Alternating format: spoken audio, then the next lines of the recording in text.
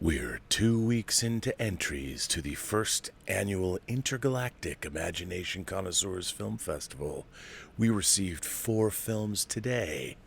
Well, ladies and gentlemen, boys and girls, gentle beings from across these 28 known galaxies, no matter however you identify, no matter what you consider yourself, you're in for a treat. We're getting movies from everywhere. No movies from anyone off Earth yet. No off-world movies. Here's hoping. Have you made yours yet?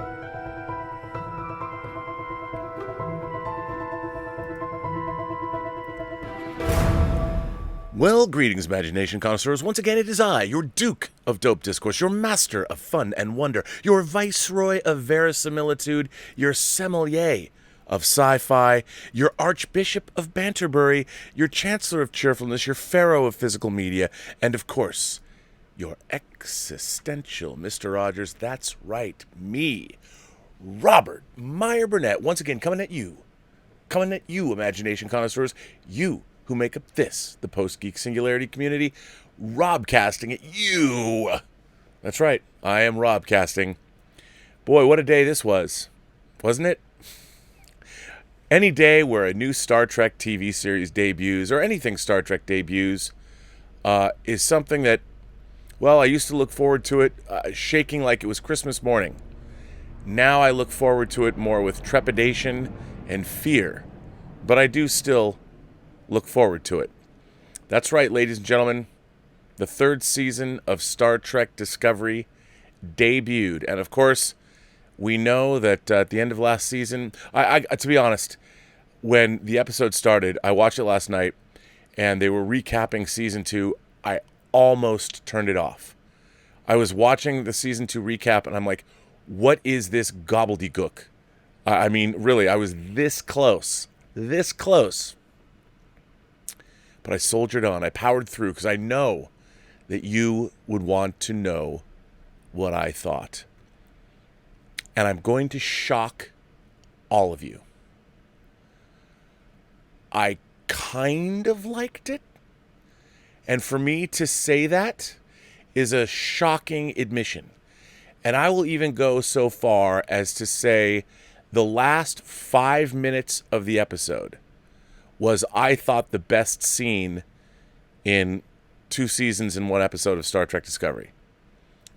Now, that's not saying much, but I definitely liked the final scene.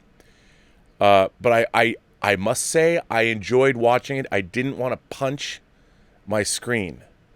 I didn't want to slit my throat or scoop my eyeballs out with a teaspoon, which is what I normally want to do watching Star Trek Discovery. So I did watch the whole episode, and I have to say, I was shocked by the shocking unoriginality of it all. I mean, my God, how many franchises could plagiarize what we watched last night? I mean, who has someone never seen Firefly? I can't believe that one of our new main characters, by the way, who is great. I love this new main character, but his name is Book. And I kept thinking to myself, you're not Book. Why of all the characters, that would be like, I mean, I'm sure none of the people that wrote Star Trek Discovery's first episode, Michelle Paradise, she's never watched Firefly. She never saw Serenity. I don't know who came up with the name Book, but it was a huge mistake for Star Trek fans, for any fans of the genre. Now, the actor who played this character, and I really liked this character, although he did borderline, he exemplified a certain trope we've become very used to in movies. I mean, let's just say he's, whatever he needs to have happen, he's pretty magical. To the point where there are scenes where, yep, he uses some power that his species has, and he conjures up a flower out of the water that he can heal somebody with. I mean, it was it was so not Star Trek. I don't know what it was. I mean, it was, well, there was some Star Wars in it, a lot of Star Wars in it. There was the video game Mega Man. Is it Mega Man? With the weapons? There was some of that in there. I mean, there's so many different things in this. The production design, it was so cobbled together from a dozen different things. It was rather annoying. But I did watch the whole thing, and as I said, I kind of enjoyed watching it, even despite its monumental stupidity. First of all, the opening scene, generic space battle, and literally Michael Burnham in her Iron Man Red Angel suit, her Stark Industries Red Angel suit, flies out of a Babylon 5 wormhole, and literally in the middle of a space battle, crashes in to a dude's spaceship, like literally hits it, causing both her and the spaceship to fall out of the sky. You know, and it just. I'm watching this going, come on, man. But anyway, so Michael Burnham falls to the ground, and her flight suit, her Stark Industries tech. I did not understand this at all. I watched it back like 3 or 4 times, and I'm like, did I miss, as she's talking to herself, did I miss something? I mean, she Battlestar Galactica'd, like when they finally came to Earth at the end on daybreak, they just decided, you know what? Let's just throw our entire fleet into the sun. Not that they, maybe they might have needed that tech at some point in the future. No. She set her Stark Industries Iron Man suit to fly into the wherever. She sent it away. She's got no change of clothes. She's on a hostile alien planet she gets a reading. There's life forms here. She didn't say like humanoid life forms. She says there's lots of life forms here. All we've seen, I guess they shot it in Iceland or something on a glacier.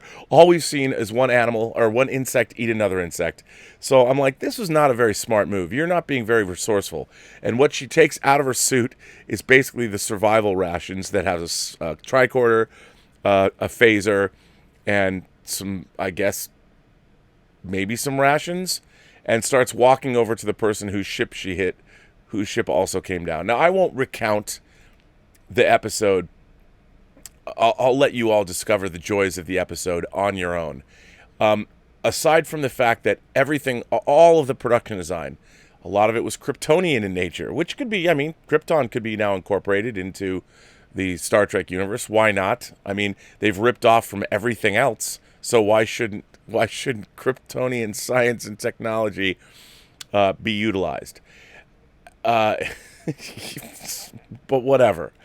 The thing that I found the most interesting, so we know we're 900 some odd years in the future, and about 150 years ago we learned, and this is not a spoiler, they've talked about this in the trailers, about 150 years ago, so 800 years in the future, there's something that they're calling the burn. This is I'm sure when they're sitting around in the Discovery Writers Room, I'm sure Michelle Paradise, whose science fiction I'm sure is not her genre, somebody comes up with this name. Ooh, that sounds cool. Well, the burn, apparently, one day, all of the dilithium everywhere just exploded. It just blew up. And apparently, it exploded, and when it exploded on Federation starships, they all blew up too. The explosions were big enough, apparently, during a matter-antimatter, something going on.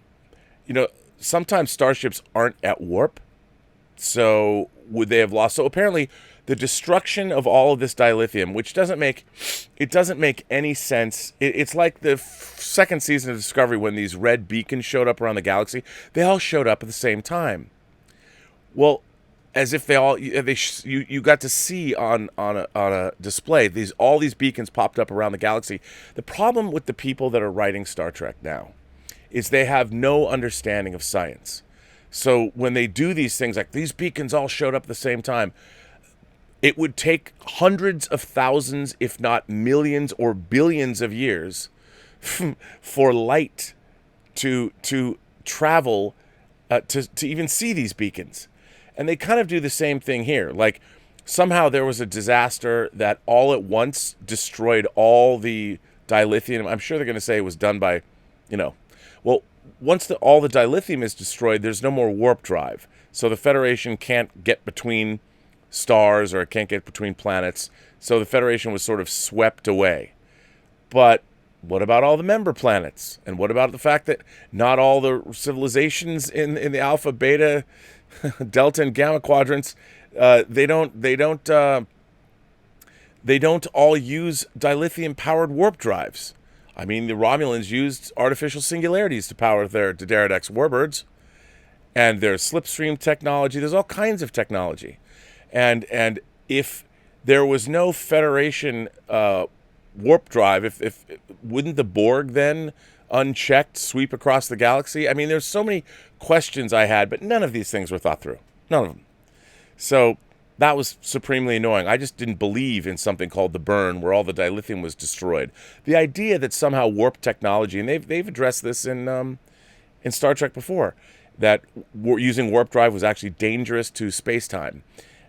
So I'm watching this and I'm just thinking, all right, I'm going to go with this gobbledygook. And then you basically have the meet cute between Book and Michael Burnham, and it goes exactly as you would imagine it would go. And he has a secret. He's Han Solo. He's carrying cargo. You get to basically meet Jabba the Hutt, except Jabba the Hutt's more of an organization. I mean, there was none of it was original. But, I kind of went with it because no longer was I worried about canonical fealty. I'm watching this going, okay, this is now some Mad Max version of the galaxy. There's no gas.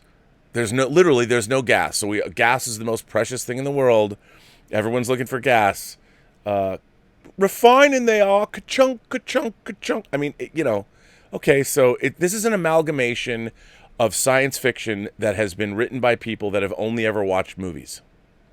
And maybe television. Clearly, actually not enough television, because they haven't seen Gene Roddenberry's Andromeda, nor have they seen Firefly, apparently. So they've only seen science fiction movies. And basically what you're getting, season 3 of Discovery is a mishmash of about 20 different movies. And you'll recognize all of them. Hey, you'll be like, oh yeah, that's that, or oh yeah, that's that. Which is kind of sad. I no longer is Star Wars setting, or Star Trek setting, transcending or setting trends. It's just borrowing willy-nilly from science fiction movies the writing staff has seen. Now, one of the very most interesting things to me is a producer who shows up in the opening credits, of which they did change for the season. My friend John Ottman. I had no idea John Ottman had anything to do with Star Trek Discovery this season. I would imagine, I haven't contacted him, I got to contact him about it. John Ottman showed up, I think he's the supervising producer. I would imagine they brought him in to edit. And he got a producing credit because he probably did a lot of saving the series. But that was interesting because John is a monster Star Trek fan. So that's good, knowing that a friend of mine who's a huge Star Trek fan is working on the show. But there is something I will admit. As much as, and in the first episode there is no Discovery, so I didn't have to deal with any of the cast. It's just Michael Burnham and Book. And this character, Book, is whatever they want him to be. He's a conservationist. He's an animal lover. He has a big cat with a thyroid problem.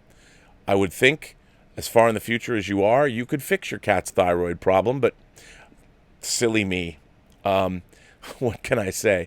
But actually, I'll watch this, because what I find fascinating is we do live in the post-Geek Singularity. And what I find fascinating about Discovery is I feel like I'm watching a show that's being written by people that think they know what science fiction, good science fiction can be and is. And they think that they know that they have this vast working knowledge of science fiction. But at its core, science fiction is a literary genre. And in order to write great science fiction, I think you really need to have a somewhat of a grasp of science fiction literature. I mean, you need to study it, just like if you want to be a great writer, you have to study great literature to understand how to write. There's nothing in this episode that you haven't seen somewhere else before. And I guess that's okay. And I think a lot of people will like it because it's so familiar in so many different ways. But I will say this: of course, they did rip off the opening of the Battlestar Galactica miniseries. Because why not? There's nothing in this episode of Discovery that you haven't seen before. Somewhere, as a matter of fact, you can just pick the references out as you're going along.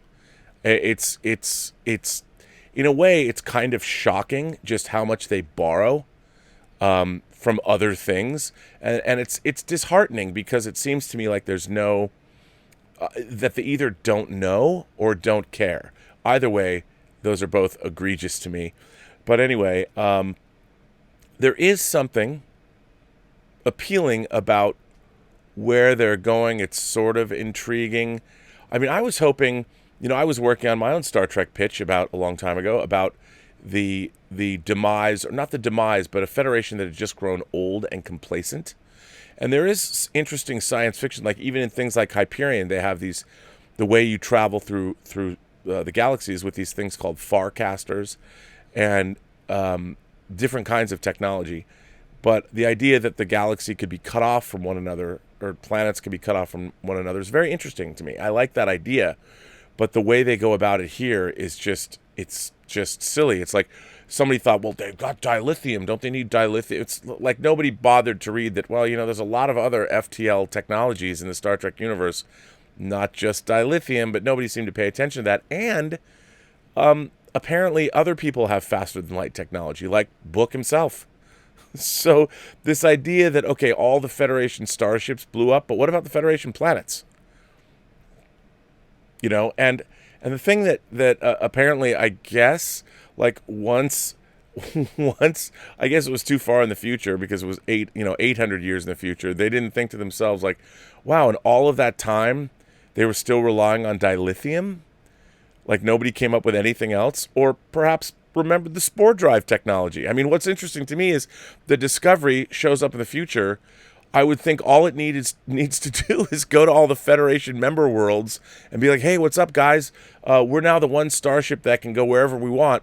We're bringing the Federation back. Why don't you just replicate our technology, our spore technology, and we'll be back.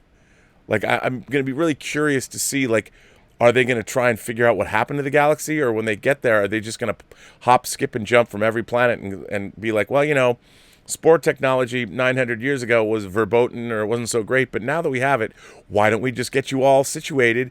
And if we can go anywhere in the universe and we build a fleet of discoveries, we can make the Federation come back in a matter of years. So it's going to be interesting to see how they work that out, because I'm like, if the only thing stopping the Federation is being able to travel from one planet to another, and the Discovery actually has the one technology that the Federation needs, I would say problem solved. Why don't they fix the Federation in one episode? I'm sure that's not what's going to happen. I'm sure they're going to try and figure out what the source of this, what caused the burn. Well, with spore drive, who cares? So it's going to be interesting to see how they take it. Now, I read a review that I kind of agreed with, and I wanted to share it with you. It's from arstechnica.com, which I really like. It's a website I go to often, and I figured I would share this with you. Healing and Hope in Star Trek Discovery's third season. The world of tomorrow feels like a nostalgic throwback to the world of yesteryear. This was written by Kate Cox. The most frequent complaint leveled against Star Trek Discovery during its first two seasons was, this doesn't feel like the Star Trek I remember. I don't know if that was the complaint I had. The critics did indeed have a point. From the outset, Discovery tried to lean into the modern streaming prestige drama mold while also retaining its Starfleet soul. No, it didn't. It just was badly written. Those two goals don't necessarily align, and as a result, Discovery seemed like a show that simply couldn't make up its mind. Yes, because it was badly written. In this third season, however, Discovery has finally picked a side. The show is now all in on venerating the optimistic, wide-eyed Federation fans want to remember from the 80s and 90s. And what about the 60s and 70s? And it's bringing back, I love it, the 80s and 90s, the Wide-Eyed Federation. You know, there was that show about those old scientists. Just saying, Kate. I know. And it's bringing back the old Planet of the Week format to do so. Now the show, yes, the Planet of the Week should be Andor, Teller, Alpha Centauri, Earth, and Vulcan with a spore drive. And here's the plans for the Discovery. Here you go. Build another one. You can fly wherever you want, and you can get there right away. Now the show's inner conflict has taken a whole new direction. For a story all about leaping a millennium into the future to explore the strangest possible new world, Discovery, for the most part, plays it startlingly safe. Can I just say that if you know you're going 900 years in the future, and you know your identity might be a problem, it's so strange to watch Michael Burnham be like, wow, look at that. Wow, look at that. Hey, look at that. Wow. Like, of course, this is not something that she should be surprised by. And I that kind of writing, like, we get it. Your character is now 900 years in the future. Can you imagine if you were 900 years in our past and you came forward to the future? You wouldn't recognize anything. Nothing would be familiar. As a matter of fact, I would say that they have made, if anything, Star Trek Discovery is too familiar, because by cribbing from 20 different movies and TV shows, you recognize everything. There's nothing that we don't recognize, which in my mind was a little disappointing, is that the future was like, oh yeah, that's from this, and oh yeah, that's from that. I mean, it would have been really interesting if the future was really different. But I know you have to portray that on television, on a television budget, and it's tough.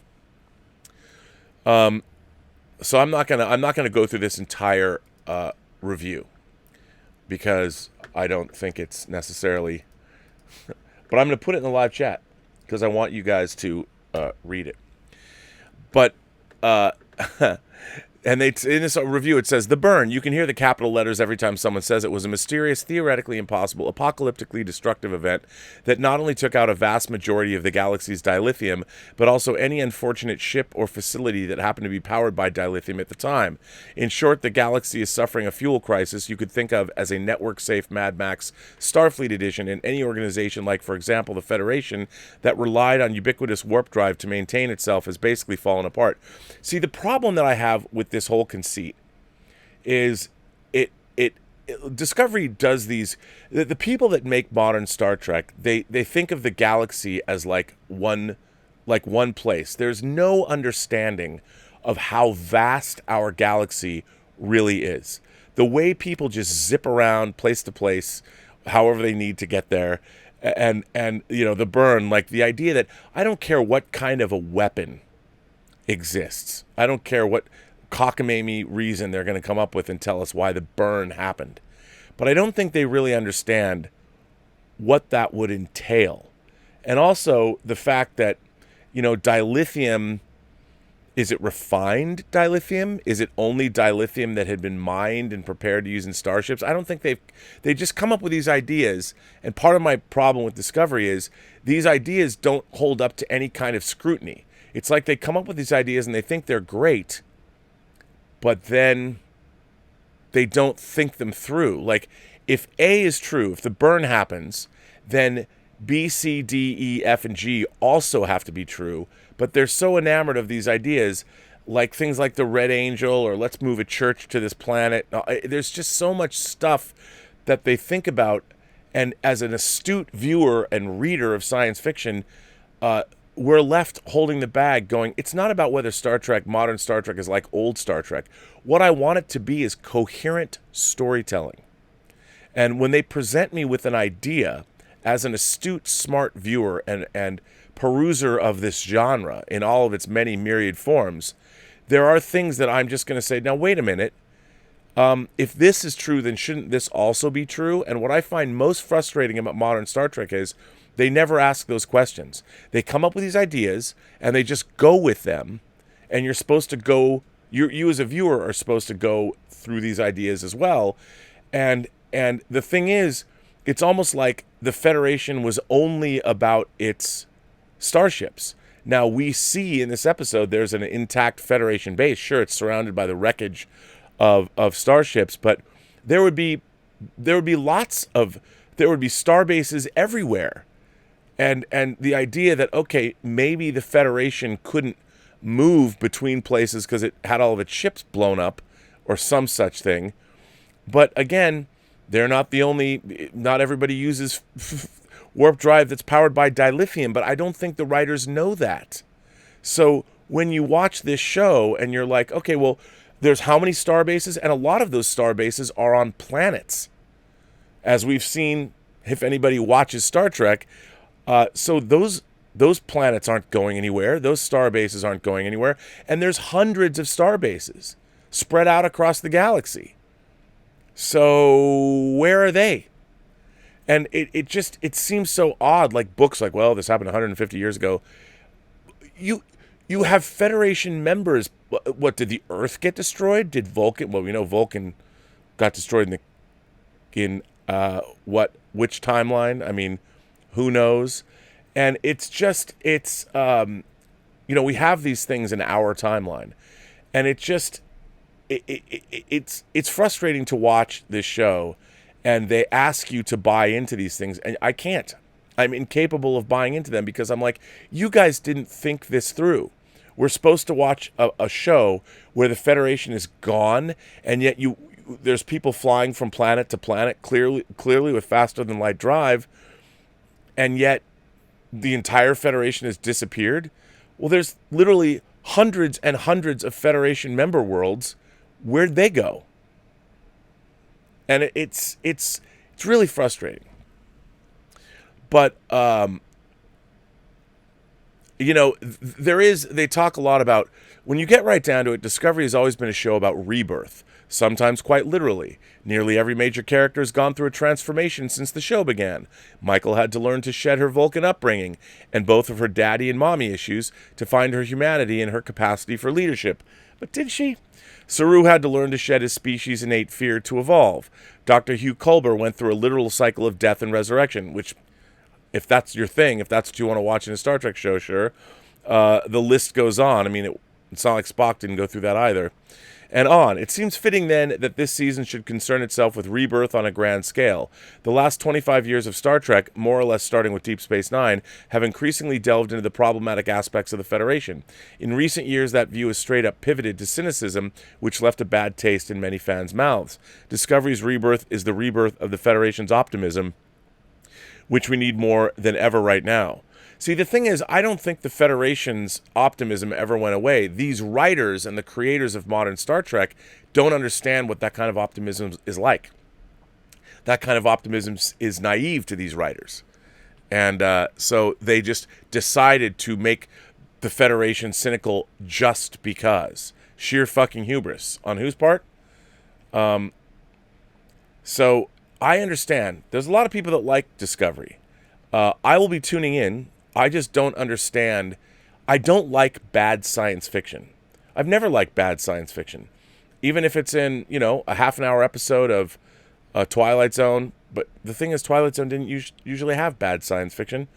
And Star Trek, it's only since 2009 that they've asked us, they've made all of the science in Star Trek monumentally dumb.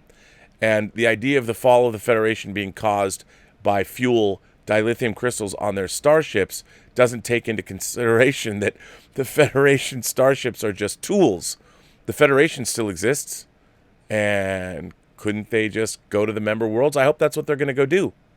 Because it's not like if all your starships are destroyed that Earth isn't still an idyllic paradise. Especially if it doesn't rely on other planets for its resources, which in a non-scarcity based economy with replication technology and all of that, and 800 years in the future, you have a lot of explaining to do to make me believe in your premise, because I don't believe in it now, and I don't think I'm going to believe in it by the end of this season either. But I did like a character. I'll let you discover this one character, but there was a moment that I really liked at the end. But again, it's preposterous because you're asked to believe that a character has been basically living alone on a station for 40 years, waiting for one person to show up. Like, it doesn't make any sense. It's come on. Anyway, I'll see what you guys have to say. But look, I will tune in, and I didn't hate Discovery the way I've hated the first two seasons, but it's teetering on the brink of hatred. It depends where it goes. But I just wish the show wasn't so dumb. I just wish these people had more of an understanding of science fiction, because it's being written by TV writers whose pedigree does not give me much hope that we're going to get something halfway decent out of this show. Which is kind of a bummer, but what are you going to do? There's something else that I wanted to share with you guys. Is there going to be a Mandalorian movie? A Mandalorian movie. Well, let's see. Today, Adam Very posted an article, A Mandalorian Movie, Pedro Pascal and Jon Favreau on the future of the newest Star Wars franchise. This was published at 9:38. Less than a week after Pedro Pascal wrapped production on Season 2 of The Mandalorian, the entire entertainment industry and much of the world effectively shut down in the wake of the growing threat of the COVID-19 pandemic. With the new season of the mega-hit Star Wars series now set to premiere on Disney Plus on October 30th, that's only 2 weeks away, it appears that Pascal's titular bounty hunter once again narrowly escaped a Death Star-sized disaster. It did not feel quite like it at the time. I didn't really stop to consider the pandemic because, unfortunately, the news has, for me, been causing alarm in so many different ways that it was almost just another version of that, Pascal told Variety during his interview for the October 14th cover story about the actor. I can't say that I totally didn't see it coming because unconsciously I sort of snapped to it in a way that must have been somewhat prepared. What I wasn't prepared for is, his eyes went wide, 6 months. Soon enough, Pascal will slip on his character's signature helmet once more. Executive producer and showrunner Jon Favreau told Variety that The Mandalorian is on schedule to start production on Season 3 of the series before the end of the year, after Pascal wraps shooting in Europe on the feature film The Unbearable Weight of Massive Talent with Nicolas Cage. We're operating under the assumption that we'll be able to go forward, Favreau said. He noted that the innovative production technique pioneered for The Mandalorian with wall-sized video panels for location backdrops puts the show in a unique position within the industry. We're in a very small situation, and oftentimes we have a lot of characters in masks, he said, and we also have a lot of digital work that augments things, so we're a show that's probably well-equipped to be flexible based on the protocols that are emerging around surrounding work we're starting. Those methodologies have allowed The Mandalorian to employ the same vast sense of scope as the Star Wars feature films while operating within the leaner budget and footprint of a TV production. The results have been nothing short of sensational. The show's global popularity, thanks in no small part to the instant pop culture icon Baby Yoda, catalyzed Disney Plus's massive subscriber growth to over 60.5 million worldwide in less than a year.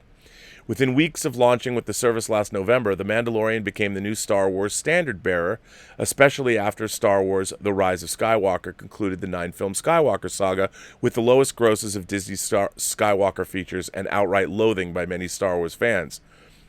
It was a terrible movie. In a February earnings call, Disney's then CEO Bob Iger said that after the Season 2 premiere of The Mandalorian, future seasons will include the possibility of infusing the show with more characters and the possibility of taking those characters in their own direction in terms of series.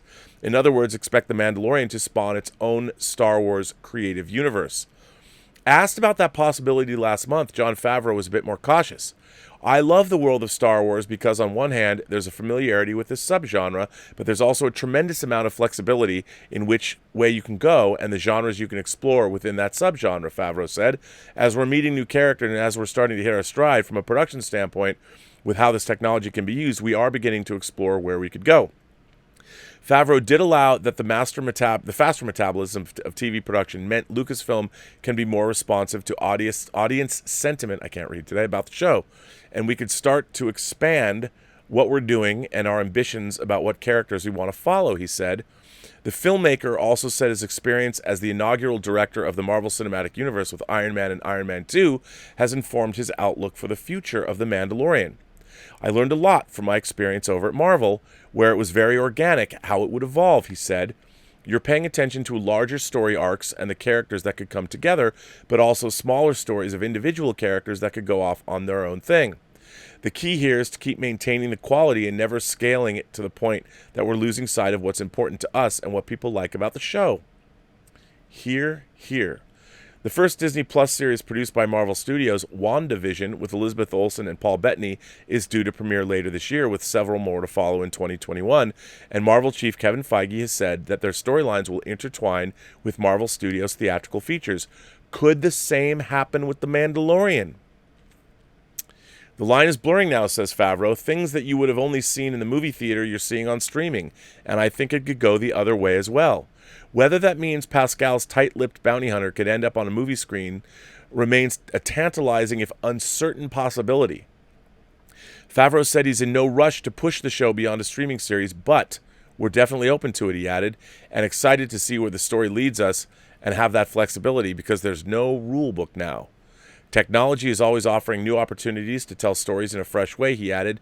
It's a very exciting time to be doing this, and I feel very grateful that we're able to work remotely because of the nature of the technology that we're dealing with. So we're continuing to try and move forward and keep the ball rolling, even though it's been a challenging time for everyone. As for Pascal, the actor said he would love to make a Mandalorian movie, but he's heard no discussion one as of now. I think that the work is so beautiful that I would love for that to be held by a big screen experience, but it seems to work so well that I'm not sure it's something that I would want corrupted by any kind of change, you know? I mean, I certainly know that the challenge can be met. It's not like these people don't have the experience, and if anybody can do it, they can. Very, very exciting. So, you know, this article... floats the possibility of them making a movie. I mean, I guess it would be a TV movie. I mean, you could mash 4 episodes of The Mandalorian together and you have a movie. And, of course, we know that the Kenobi series starts shooting in, hopefully, it's planning on beginning production in March, which is very, very exciting. I like that idea very much. And I'm really looking forward to Ewan McGregor coming back and playing Ben Kenobi. He's like only 11 years younger now than Alec Guinness was when he played Ben Kenobi in Star Wars, but I tell you, they certainly cast that role exceedingly well. So very, very exciting. I mean, it's all, you know, all of this is pretty exciting. All exciting stuff. I mean, whether you love Star Trek Discovery or not, the fact that, hey, we got another season of Discovery following up on Lower Decks. You've got a Kenobi series coming. The Mandalorian Season 2 debuts in 2 weeks. Despite the fact that we've lost all of our big, eagerly awaited movies from 2020, there's still a lot of great streaming stuff that we're getting, and you know that's pretty neat. You've got to take the good with the bad, and I think it's all pretty exciting. Now let's see. I'm waiting to get some information that I'm going to share with you, and I have not received it yet. I don't think. Nope, I haven't received it yet. I'm going to continue on and start with letters. As you know, we've been running a poster contest for the first annual Intergalactic Imagination Connoisseurs Film Festival. We received 60 entries, which warmed my heart. I gotta hand it to everybody, and it warmed my heart. Now, I'm going to be straight up honest with you. One of those entries ran away with the votes. It received more than 60 votes more than its nearest competitor. And I'm going to have to wait to reveal this. But the way we're going to do this is there was a clear winner. And by far a clear winner. I was actually surprised. There was also a runner-up that I was also surprised by. And 3 other entries, so a total of 5 entries that we would like to use in various capacities. Because I think we're going to we'd like to print posters of all of them up and make them available to Imagination Connoisseurs. There's a couple posters there's 2 that I love in particular that I was surprised to see. It was interesting because the posters that I thought there was one that surprised me, but the poster that I thought might win did in fact win. And I expected it was very interesting to watch the voting happen, because you know when you guys voted, like I didn't vote. I mean I did vote once. I cast one vote because I thought I needed to see if it worked. How did it work when you vote? And will the posters shift all around by midnight the next day? And they did.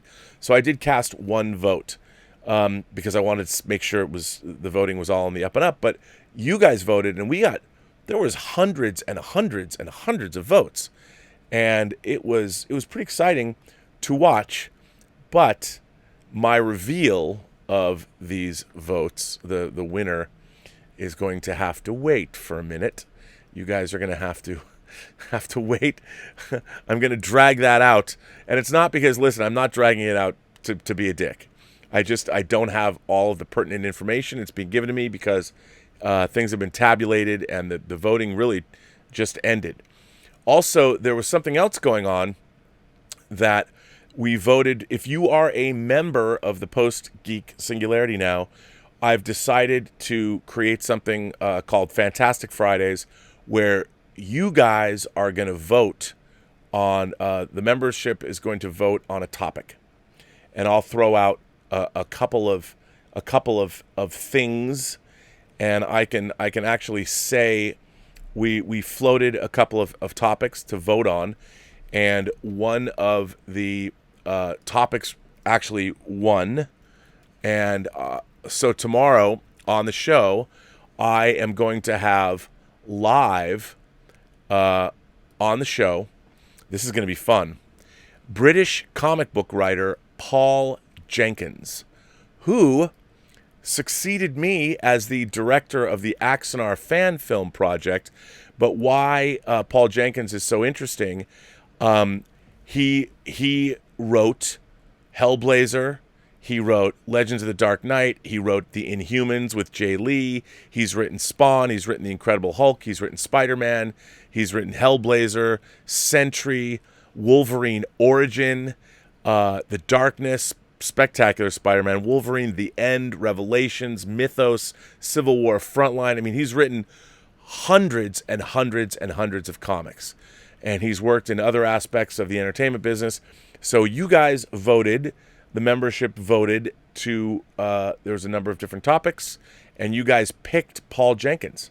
So I am going to have a live interview with Paul Jenkins, and you'll be able to fire in questions like you always do here, and I will start tomorrow with any questions you may have for Paul Jenkins. It's the same as always, just, send them to me via tips or super chats, and we will talk to him, and it'll be interesting to see where that goes. So Paul Jenkins is coming on tomorrow. I really like Paul. He's a great guy. I've known for like 20 years. So we will be seeing him tomorrow on this show. So if you're a fan, I mean, look him up.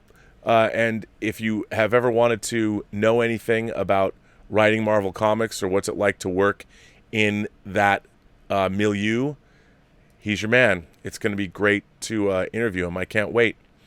And if you want to talk to him or ask him questions about working on Axanar, I guess he could answer those questions too. So while I'm waiting to get my information, I'm going to jump in to your letters, and there are a lot. The amazing Yoshi. The amazing Yoshi is here. Hi, Rob and Imagination Connoisseurs. I showed up late to Robservations 534, Why I Love Star Trek and So Do You, and felt a wave of giddiness and a laugh at a great Star Trek reference. An opportunity for Darmok and Jalad at the on the ocean for the love of Trek I could not resist. My love of Trek started as I went through a bout of night terrors. Was that after watching the episode Night Terrors? And had a terrible headache that would keep me up all hours of the night. One night I was up late and I caught Operation Annihilate, and I was hooked. Operation Annihilate was the Neural Parasites episode. I think, if memory serves, it's the last episode of the first season. Unfortunately, I could not stay up that late at night consistently, and so eventually Star Trek faded away. Later, I was introduced to the best of episodes on tape at a friend's house. I was amazed at the horror of Matt Decker and the Doomsday Machine, the cat and mouse game between Kirk and the Romulan commander. My love of Star Trek was rekindled. I watched TNG and DS9 on Saturdays and felt dismay when the playoffs cut off my favorite shows. But I survived and coped from this mishap. My family watched as the Dominion War unfolded, and my sister and I got to see Voyager come home.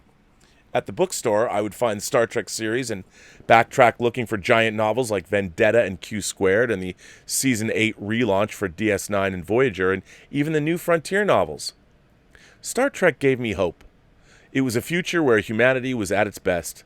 It had a myriad of characters that examined the best and worst of our souls. It made us look at each other in a new light, because for all of our differences, there was unity and perseverance that revealed our greatest strength. Hope for a brighter tomorrow. We could see something of ourselves with these characters. Labels and tribes were a thing of the past, at least for a time.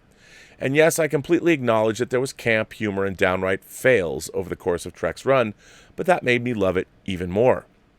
The verisimilitude was real, for the most part, and that made it special. While Trek has changed through the Abrams-Kurtzman era, I do know that it is bringing a new group of fans in and changing the views of older fans along the way.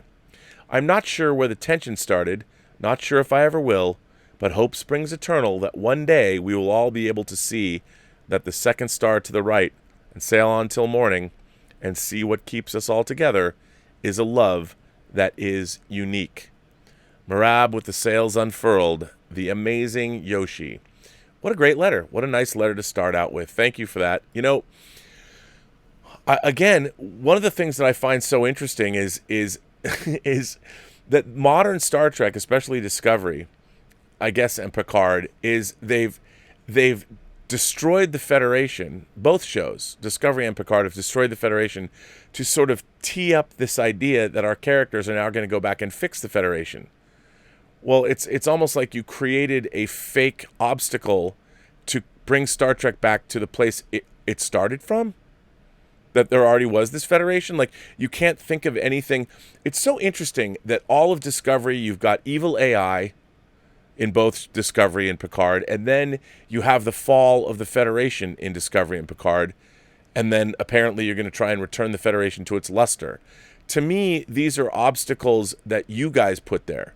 You know, as writers, you decided to, rather than use the fact that you have this rich tapestry of a universe, you're like, let's destroy it. Which to me it's kind of fake storytelling. You know, you're not really telling a story. What you're doing is you're destroying something. You're destroying the status quo that exists in your universe to bring us back to the status quo. And that to me is inherently uninteresting. I don't care. We already know we were there.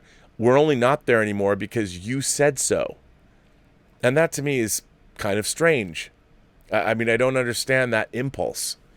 Maybe because you don't believe in it. You know, you don't believe in the positivity of that universe, so let's tear it down and then we'll bring it back up to positivity. It seems to me it's not a good use of your time, really. Because you're also then locked into the same kinds of, we have to be aspirational in a time of deep darkness. Okay. You know, so is Middle Earth. So is the Fellowship. It's like, let's go restore the luster to Middle Earth. I mean, that story is so, let's face it, played out. And it's not what Star Trek is. I mean, you've made it into that, but that's because what? You had nothing better to do? Let's tear down what we've already got so we can then build it back up. Because we don't have any other ideas.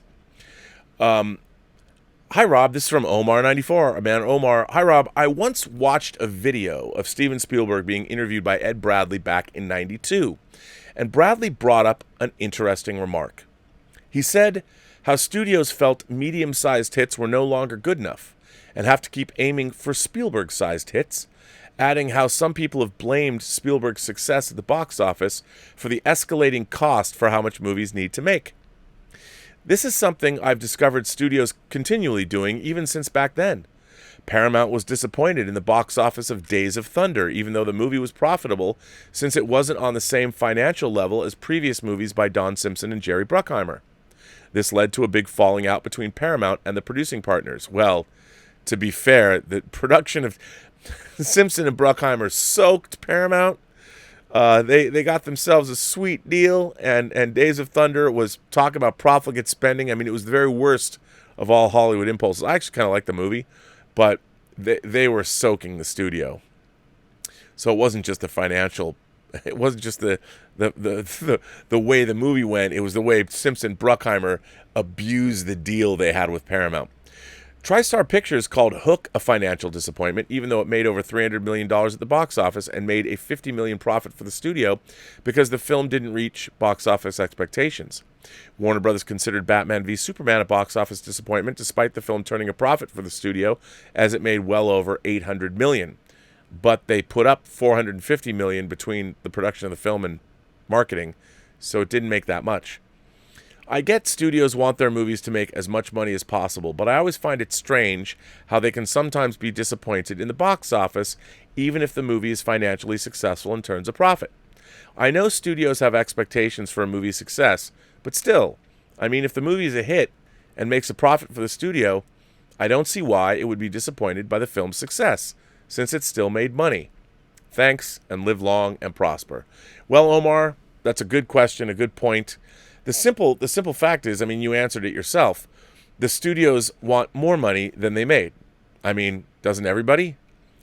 The thing is, what I feel has happened personally with movies is that as the technology has increased, and you can literally now depict anything on the screen, that's what people are doing.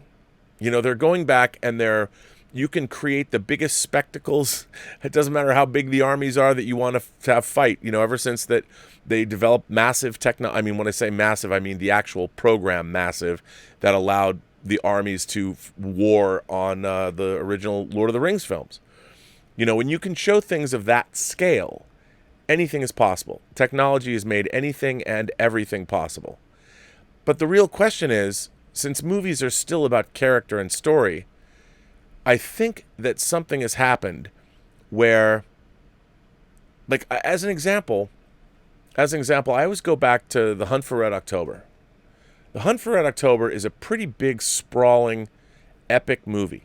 It takes place on multiple submarines, multiple ships at sea. It's all over the place. And it feels epic. However, there are very few visual effects shots in the film. They only use enough to tell the story. Well, what's happened now is every single shot in, say, a Marvel movie, well, maybe not every single shot, but a vast majority of the shots rely on technology.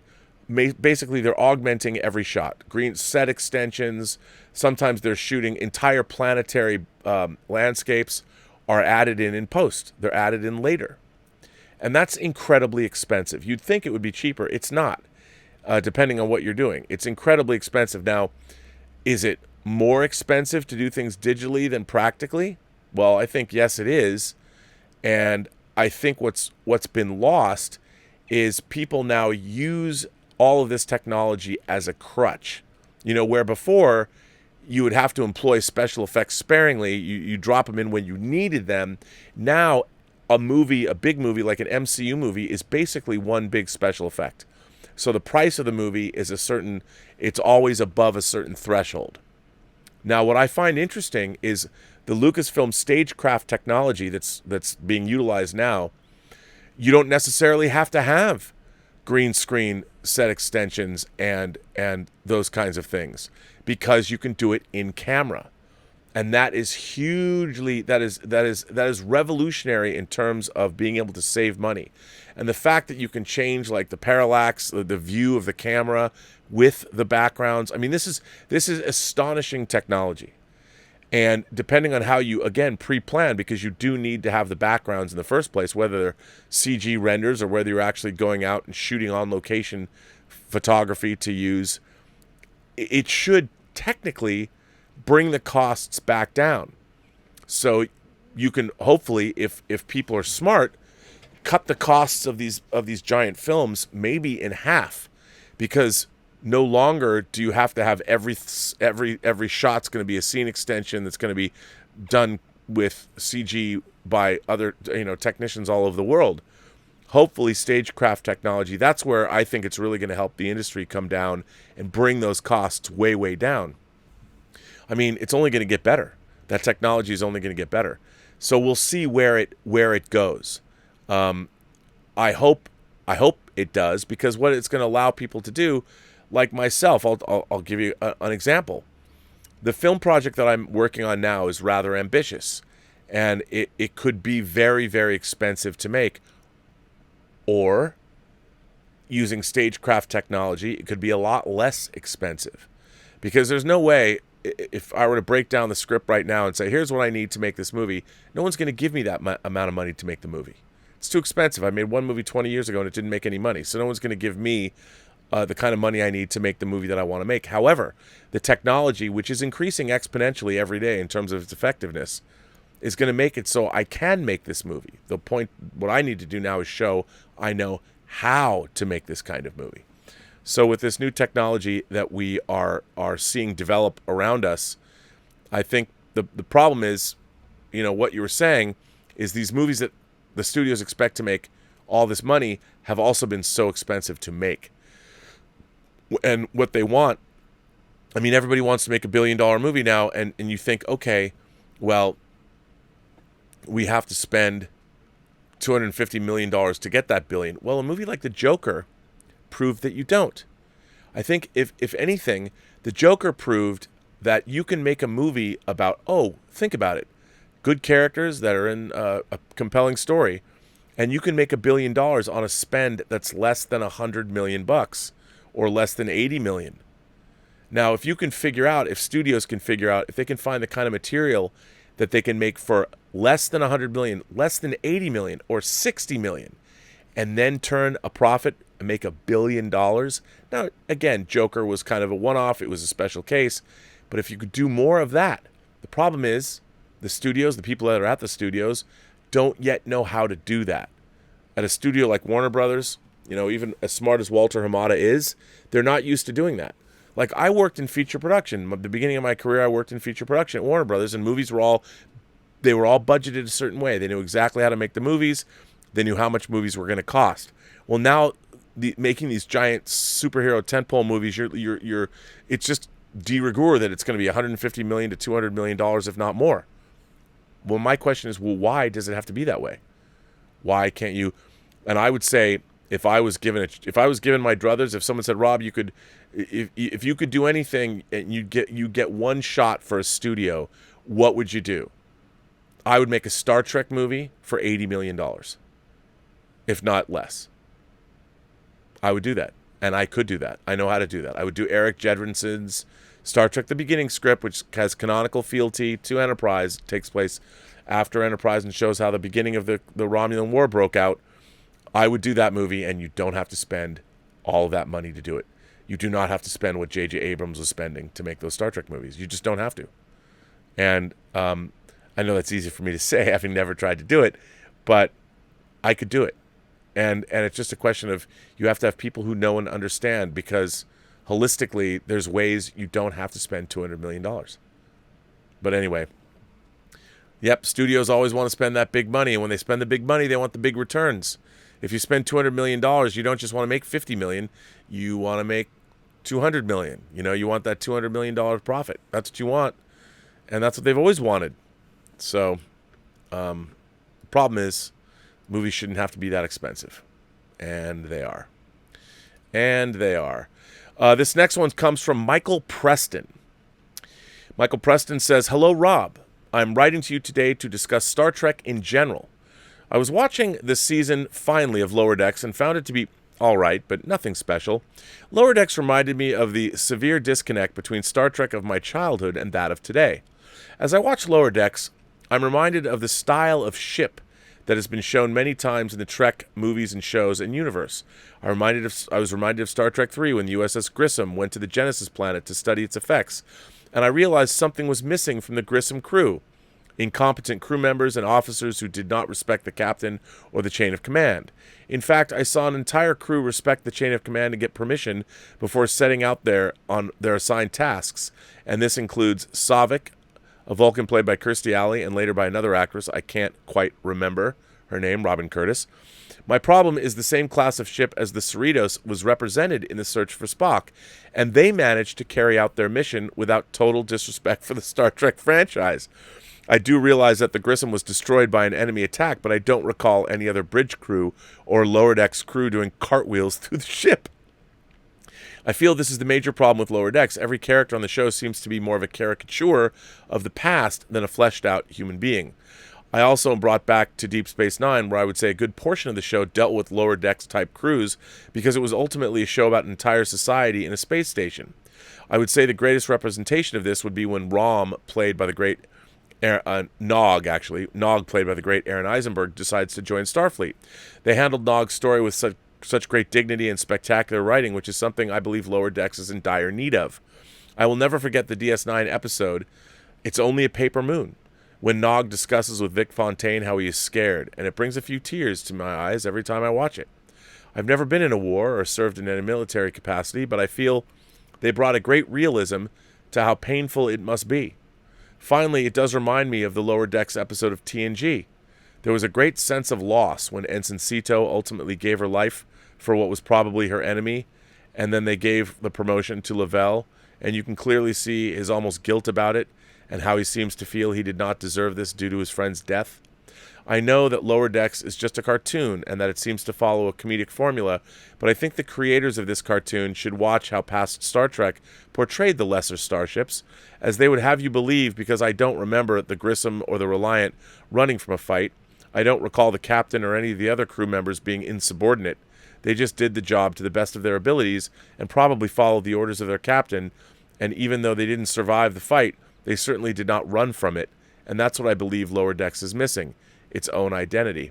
Thank you for reading my letter, and once again, live long and prosper. That comes from Michael Preston. Well, again, what they are trying to do with the Star Trek franchise now is they're going to make all things to all people.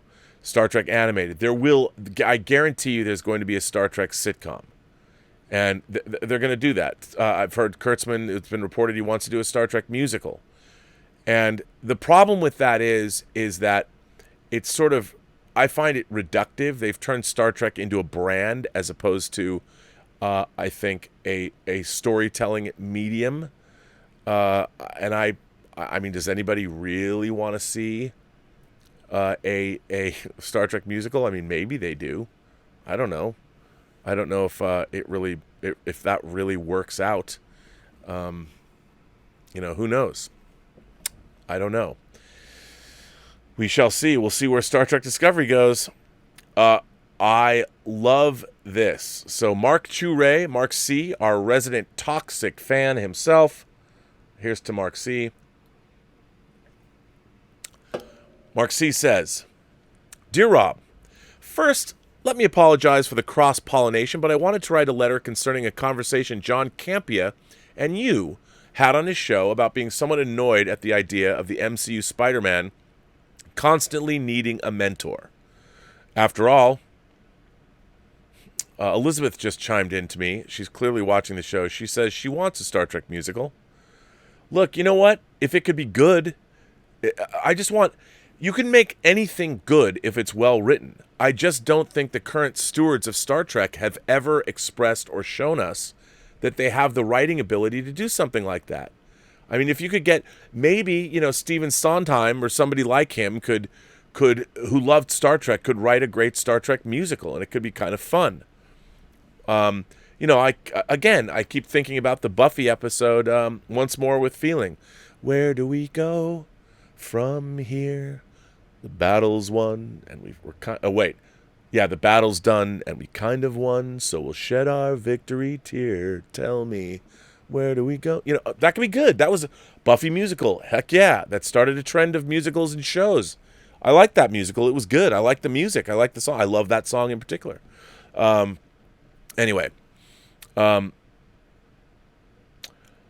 Spider-Man constantly needing a mentor. Back to Mark C's letter.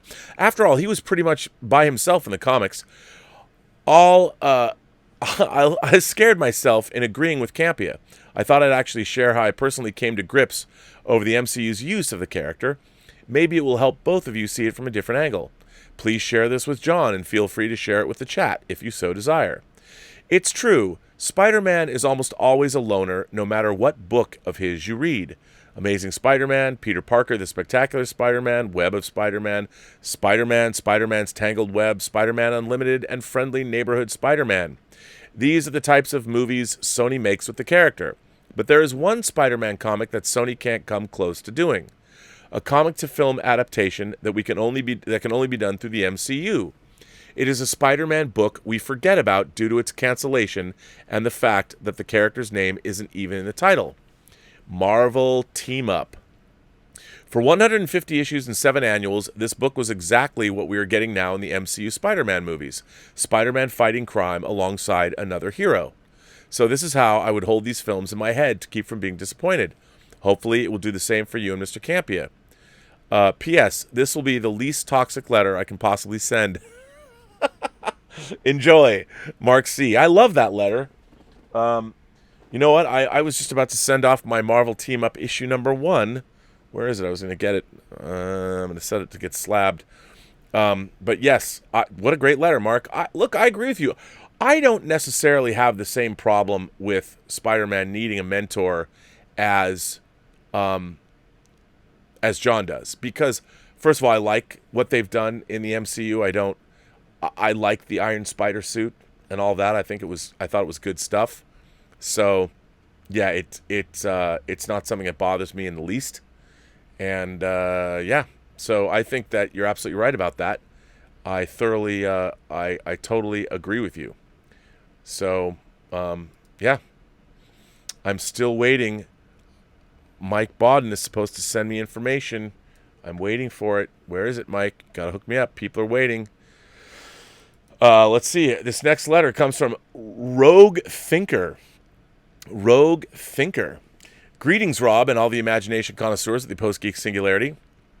I wanted to start with a quick note, thanking you for reading my last message to you. It didn't produce the response I'd hoped for, but honestly, that's good.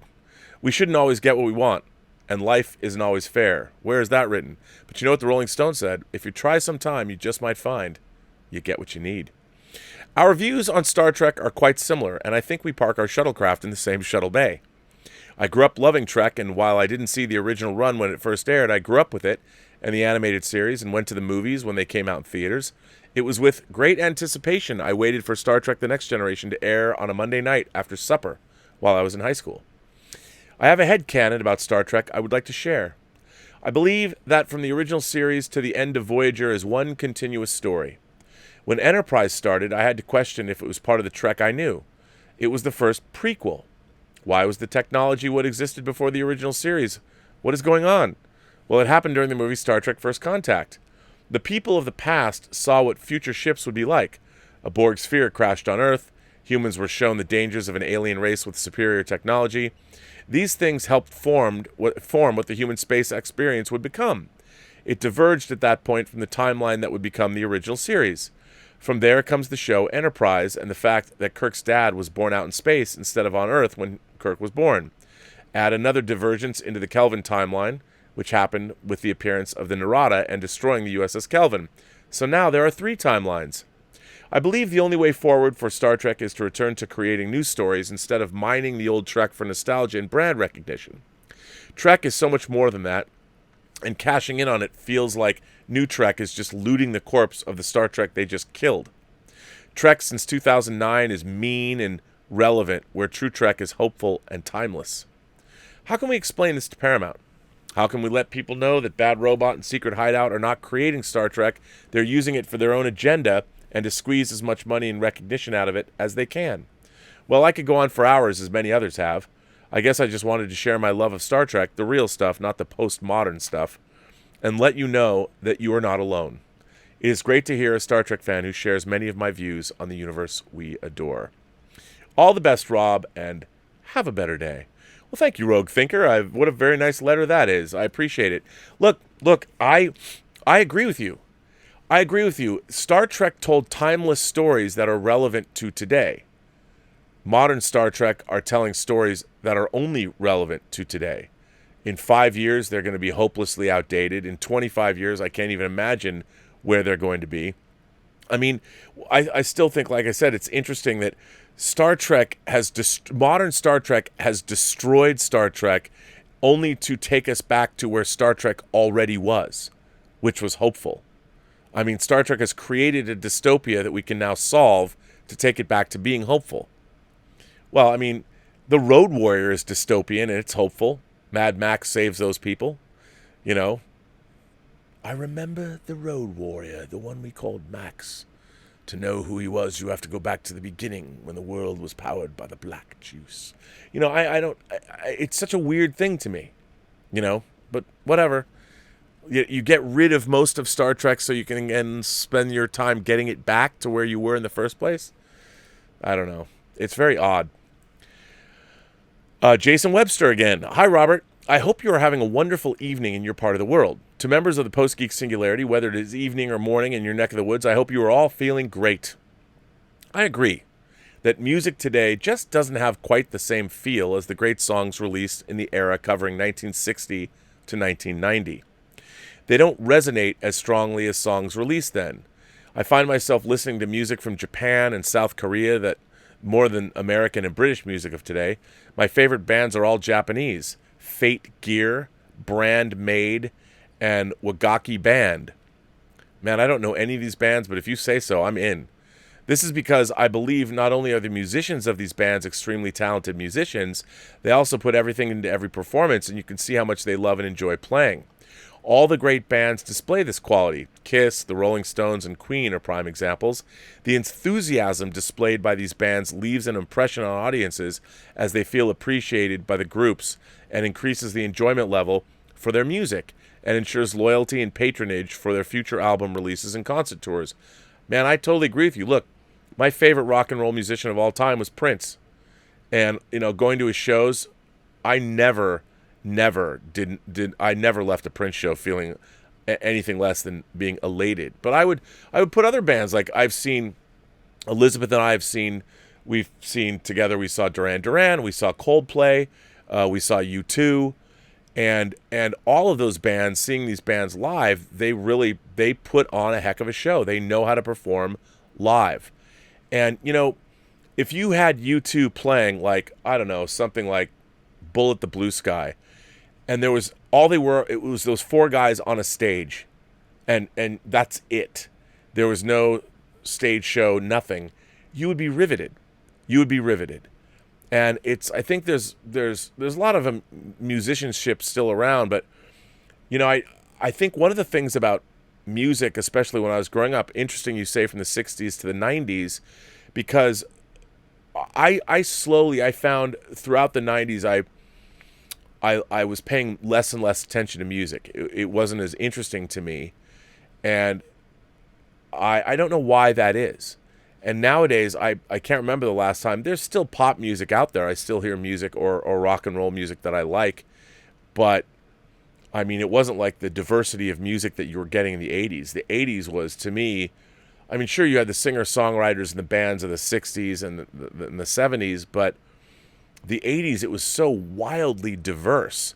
You know, you had science fiction synth tech bands, and you had rock and roll bands and hair bands, and you had funk, and you had bubblegum pop. You never knew what you were going to get. You had alternative, and you had bands like Depeche Mode and New Order and The Cure, and there was just, music was so diverse.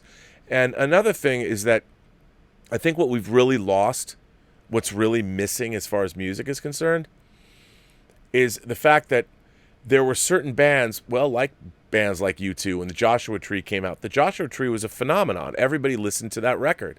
Michael Jackson's Thriller. When Thriller came out, everybody listened to that record. Purple Rain.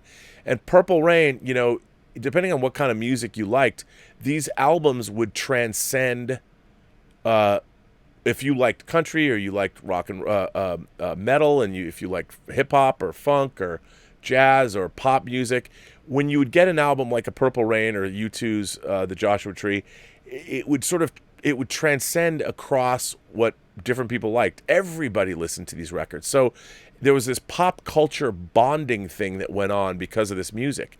Now, I think if you're younger, there are certain bands, you know, there's singers like I certainly recognize when I started listening to Adele, for instance.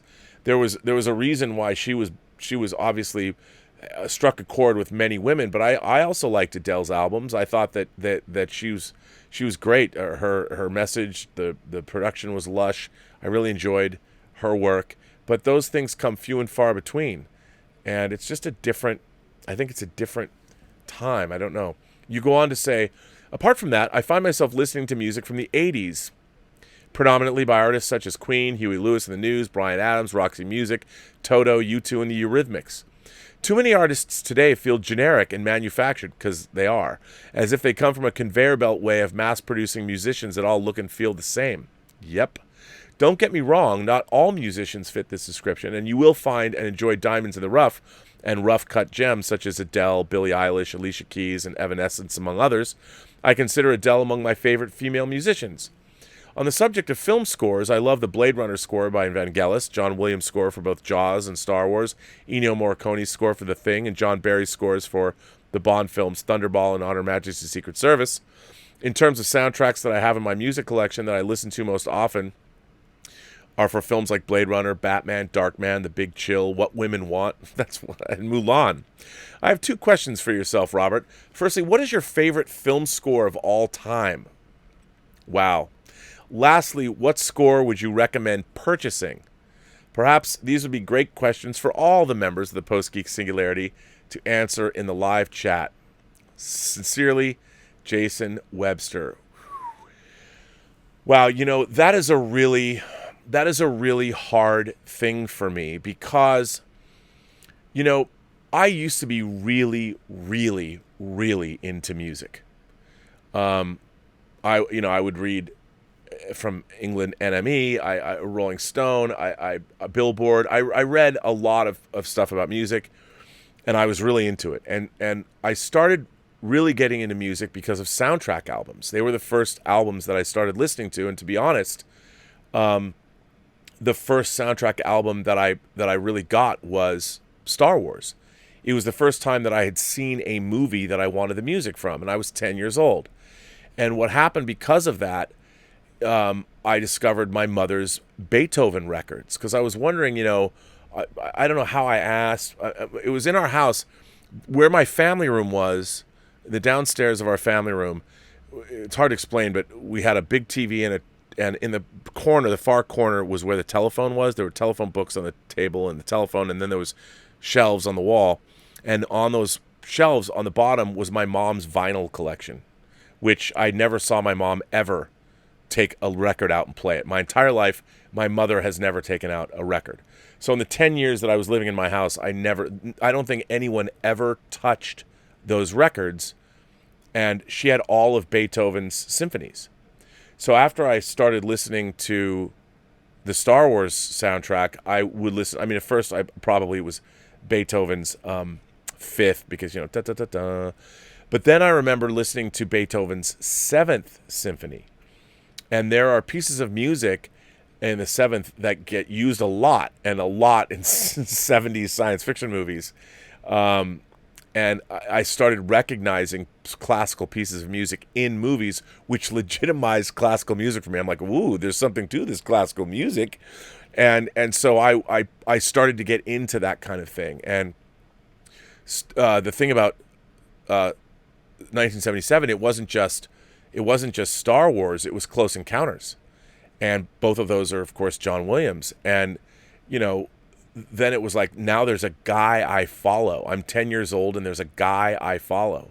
And then soon after, I started recognizing other music. And the next person that was obviously I was led to by this was Jerry Goldsmith. Because also in 1977, Capricorn 1 came out.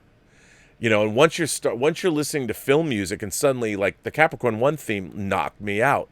It's one of my favorite themes in any movie.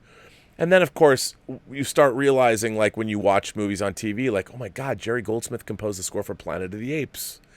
And things just moved from there. And then I would go see movies. I did not have the soundtrack to Jaws. But when I saw Jaws 2 in 1978, I'm like, oh my God, it's John Williams. And you listen to the beginning piece of music on that soundtrack, which is the Orca. It's called the Orca. And it's this beautiful piece of music with harps, and it's mysterious. And it's when the divers go down, they find the wreckage of the Orca from the first Jaws. And I remember I was sitting in the theater. I was so excited to see Jaws 2. And when I saw it, I'm like, oh my God, John Williams. I don't understand like why I didn't have the soundtrack to Jaws, but I didn't. And what I would do is I would tell my grandmother she would buy me records. Like I was spoiled in that way. I'd tell her, hey, I saw this movie, or they would take me to a movie. And I'm like, we have to go get the record. I need the soundtrack. And I started, getting soundtracks. And like, I remember I couldn't see The Fury. Nobody would take me to see The Fury because it was rated R. It was 78. I think The Fury's 78. Is it 78? I think it might be. Brian De Palma's The Fury. Again, I bought the record. It took me years before I saw The Fury, but I had the record and I knew, na, na, na, na, na, na, na, na. I mean, I love that. And then, Jerry Goldsmith, then the soundtrack to Alien, and then Perez Sarabande came out, and Phantasm, and Dawn of the Dead, and I just became a total addict.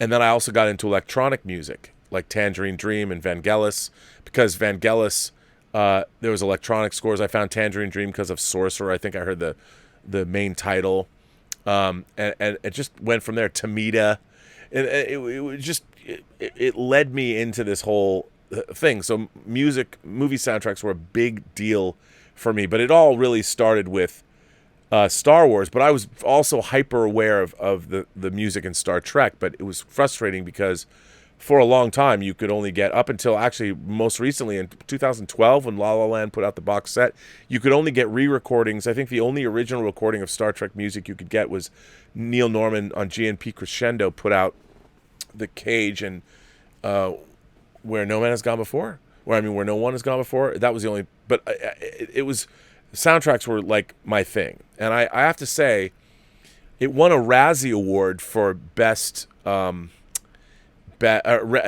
worst score.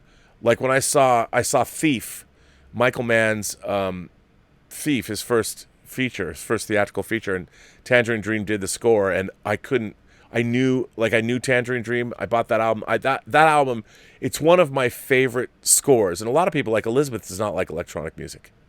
She doesn't like the score for Blade Runner, and I do. I love it. But my favorite scores of all time, overall, I mean, it's so cliche to say that Star Wars is one of my favorite scores, but it was seminal in my life. It really set me off on that journey. But when I found out that Star Wars was heavily based on Eric Korngold's score for King's Row, when I got that score, I'm like, well, this score is terrific. And then, like you said, you go back, and when I got into John Barry, the James Bond scores, I started buying the James Bond. I think this first Bond score I had was Thunderball, was the first score I bought. And the 007 theme, not the da-da-da, but the other orchestral theme. I think it's 007 that he did. I mean, I loved that score, but I don't know if I could ever pinpoint one score. I mean, if you're asking me the question, like, what is your favorite score of all time? Star Trek: The Motion Picture would be one, because it was post Star Wars. Obviously, John Williams had already dazzled my world with, I mean, think about it, just in the period of time from Star Wars to Star Trek: The Motion Picture. I mean, he did The Fury, he did Jaws 2. I mean, I need Lucas Kendall here who could just rattle off these things. Star Wars, Close Encounters, Capricorn. That was Goldsmith. It was amazing. But both, I mean, I love Jerry Goldsmith as much as I like John Williams, I think. I mean, they're neck and neck. And then I love John Barry, and I love Tangerine Dream, and I love, Vangelis. I love the Chariots of Fire score. I don't know if I have a favorite score of all time. Because as I've moved through my life, there have been so many musical scores that came out. Then John Carpenter's scores. I love John Carpenter's scores. I loved his themes. I loved his minimalist electronic vibe. I love those scores. But the score for Logan's Run, I listened to a million times. Jerry Goldsmith's score for Logan's Run. And you go back, and there's just so many. I don't know if I could pick one. I'm just thinking about all of this stuff right now that I love. I don't know. I've got hundreds. Hundreds of, right over there. I'm looking at them right now. I have hundreds of CDs still. I love my CDs. I mean, Modern scores, the Lord of the Rings scores. Howard Shore's score for the Lord of the Rings movies. Who doesn't love those? I mean, those. What was amazing about his score for Lord of the Rings is how evocative. The same way that Star Wars, you cannot listen to those themes: Yoda's theme, Princess Leia's theme, Luke's theme, whatever, the Imperial March. Lord of the Rings had those same kinds of things. I mean, right now, just close your eyes. You know exactly what the music for the Shire sounds like. I mean, you know. Everybody knows. It's just like that's it just in your mind. And those are scores that are amazing. I think music scores are less good than they used to be. There's scores that I wouldn't have expected that I would have liked as much. The score for Pacific Rim, Raymond, Dowagi, how do you pronounce his last name? Dowagi? I don't know how to pronounce his last name, but the guy who did the score for Game of Thrones. I mean, the theme from Game of Thrones is great, but I love the scores for Pacific Rim and Fury Road. The Doof Warrior music. I mean, I could play that. When I got that CD, I don't think I had the Doof Warrior track on repeat because I was driving back and forth to Aries Studios, and it took like a half an hour, 45 minutes sometimes to get up there. And all I would do is listen to that, cranked at full volume in my car. It was just the greatest thing ever. But in modern scripts, modern discs, not so much. Not so much. So listen, there's something I wanted to talk about. That tomorrow's a big day, and thanks for input from our PGS members, Post-Geek Singularity members, the heroes, the friends of the channel, and the VIP members of the YouTube community. They voted, and Paul Jenkins has accepted. He's going to come on the live show with me tomorrow at 2 p.m. and so on. Pacific Daylight Time, Mountain Time, 3 p.m., 4 p.m., 5 p.m., 10 p.m. And Paul is looking forward to talking about his experience as a storyteller and specifically his time working on Spider-Man, The Inhumans, and Wolverine Origin, which I have in hardcover. In fact, this is cool. Paul is going to have 2 books with him during the stream, and we're going to give them away. And he's going to, if you want to sign up for the giveaway, it's free. Imagination connoisseurs who sign up for the giveaway, he will email the winners' names to you during the second hour of the show tomorrow. So if you are interested in signing up, we're going to do the same thing we did when we gave away the JBL soundbar. So anybody can sign up for this. So Paul is going to be giving away on the show tomorrow 2 of his books. And if you want to sign up, there is the link. Wait, that's not the right link. That's not the link you want. Those aren't the links you're looking for. So any imagination connoisseur can sign up. You don't have to buy anything. And here it is. It's in the chat right now. So you can sign up to win a book from Paul Jenkins. I don't know which book, but something he's worked on. And he's going to give it to himself, which means he'll sign it. So that's cool. So Paul Jenkins is, in fact, going to give something away. So there you go. And that's for the community. So that's pretty cool. We shall see. We shall see what happens. So anyway, I've gone off on your letter, and I don't know if I said anything that was of any value to you guys about that, but I could talk about film scores all day. I will say this. I can say this. My very favorite purchase of anything that I wanted my whole life was La La Land's box set of the entirety of all of the music recorded for the original Star Trek TV series. That is, bar none, my favorite collection of music, of film music, television music of all time. Because I watched Star Trek episodes. I watched those episodes 100 times when I was a kid. So the musical cues, when I first started listening to music that I'd never had on CD before, it was like I was having flashbacks to Star Trek episodes. It was crazy. That's the greatest musical set I've ever owned, and probably ever will own. La La Land, 2012. So yeah, that you definitely, that is it. This one comes from Lauren Toy. Lauren Toy. Hi, Rob. After watching several of the latest Robservations about your fandom with Star Trek, the Roddenberry-Berman era versus the Bad Robot era, I felt compelled to write in after I watched a Season 4 episode rerun of DS9's Rules of Engagement on Comet TV. Spoiler warning for Willow Yang if she's not gotten around to watching this episode yet. I feel the key moment of this episode was in the final scene, when Worf acknowledged Captain Sisko that he made two errors in judgment. One, accepting a mission that he should not have when he wasn't in the right frame of mind, the implication being that he was not fit to command the Defiant during convoy duty during Season 4's Federation-Klingon conflict, and two, failing to verify the target before giving the order to fire weapons. It's a great line of dialogue when Sisko says, "You're a Starfleet officer, Worf. We don't put civilians at risk, or even potentially at risk." Not to belabor the point, but it really is a great piece of writing by Bradley Thompson, David Weddle, and Ron Moore, three names most commonly associated with Battlestar Galactica. It really is unfortunate that the writers at Kurtzman Trek do not know how to write scenes like the one I cited here. No, they don't. I know that you've said your biggest issue with Kurtzman Trek is the writer's room, and that the writers don't know how to write a Star Trek episode that is intelligent, compelling, and inspirational. I have been wondering what it is about the writer's room at CBS Trek versus the writer's room at Paramount Trek during the 80s and 90s. I have to admit I really don't know that much about the current group of writers compared to the writers at TNG and DS9. I've often heard the expression, write what you know. I wonder what life experiences or lack thereof informs the writers at CBS Trek and how they write science fiction. One of the things that I know Ron Moore has in common with Gene Roddenberry is their experience with military service. Roddenberry served as an Air Force pilot during World War II. Moore was in ROTC during his undergraduate years at Cornell, and per his IMDb page, he was 2 weeks away from joining the United States Navy when Michael Piller, the co-executive producer of The Next Generation, called with good news.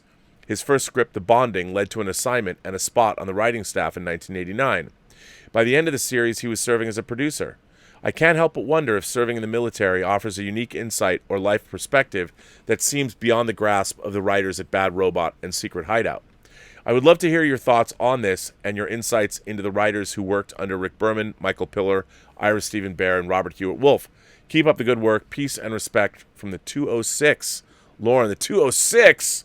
That is my home area code. Well, Lauren, what a great question to ask. Look, I think the problem with a lot of today's writers here's the thing. I'm really torn by this because I look at a lot of the TV shows that are on the air and the writing is spectacular. It's spectacular. And, you have showrunners, a lot of them. Look, I love like Breaking Bad, Better Call Saul, those shows. Breaking Bad was amazing. But, Vince Gilligan was writing X-Files in the 90s. And these are people that I think genre writers. I think a lot of today's television writers maybe don't have, again, they don't have the kind of literary backgrounds that people have. They've only ever watched or movies and television. They haven't read enough. We live in this weird, I think we live in a weird post. I mean, the people that are writing Star Trek, current Star Trek, don't seem to me to necessarily be passionate about Star Trek. They're passionate about having a job where they make money, and they know, like, when you're a television writer, television is a very interesting ecosystem. I've only ever worked on one TV show as a director, but it's not exactly, it wasn't known for its writing, but the way TV works, what I found very interesting to me about even the animated series that I've been currently working on, but I've been privy to seeing everything that they've been doing as far as writing the show, the scripts and everything. And the show, the people that are writing the show, including showrunner Ashley Miller, they're really into it. Like they know. They've created a world and they are deeply, deeply, deeply ensconced in this world. And they are asking themselves questions. I mean, what I do is, again, a very small part. I do a very small part, but watching Ashley interact with himself and his animation director and all that, and how they're asking themselves questions and talking about logic problems. And I mean, Ashley he worked for a military think tank before he was a writer for television and movies. So yeah, they bring in other experience. I think that's a really important issue. Look, and you know, the core group of Star Trek writers, if you think about Next Generation's writers, Renee Echevarria, Naren Shankar. I mean, Naren like has a scientific background. Brandon Braga was going to college, and he got into Next Gen as a WGA intern, and then Ron Moore. You know, they were young. They were young, but they also were, again, deeply immersed in this kind of writing this kind of material. And I'm sorry, but while Michelle Paradise might have been writing for a vampire show, I don't think science fiction is one of her strong suits. And I think that's one of been the main problems of Star Trek, is that there aren't a lot of people that are right. I mean, Michael Chabon is the only person who, you know, literary, and Kirsten Beyer, she's now a co-producer on the show, and she's a great Star Trek novelist, but I can't imagine that she, you know, her voice is as allowed to be heard as much as it probably should be. I just don't think that kind of writing is necessarily valued, and I don't understand it. I don't understand the people that are writing current Star Trek. They just don't seem to me to be the kind of people that should be writing current Star Trek. But yeah, I mean, you know, you really have to understand the genre of science fiction and science fiction media as well. And I think that's really important, and I don't see a lot of that happening, and that's sort of frustrating. And it bothers me. And that, I don't think that's that great of an answer, but what can I say? Yeah. This next letter comes. Well, you know what? Let's jump over and see what you guys are saying over here. What are you guys saying over in this direction? Let's see. Let's go back and find out. Let's go see. Wow, there's a lot of people who are. Let's go back all the way to Willow. Willow Yang says, do you think that directors get better work out of their actors and crew by being able to get along with everyone and being well-liked, or being really demanding and a hard ass? That is a very good question. I think you can do both. I think you can be really demanding and a hard ass, but I think you can also be easy to get along with.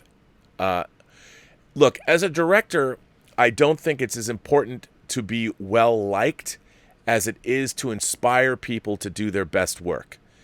And I guess, I mean, how that works, I don't know.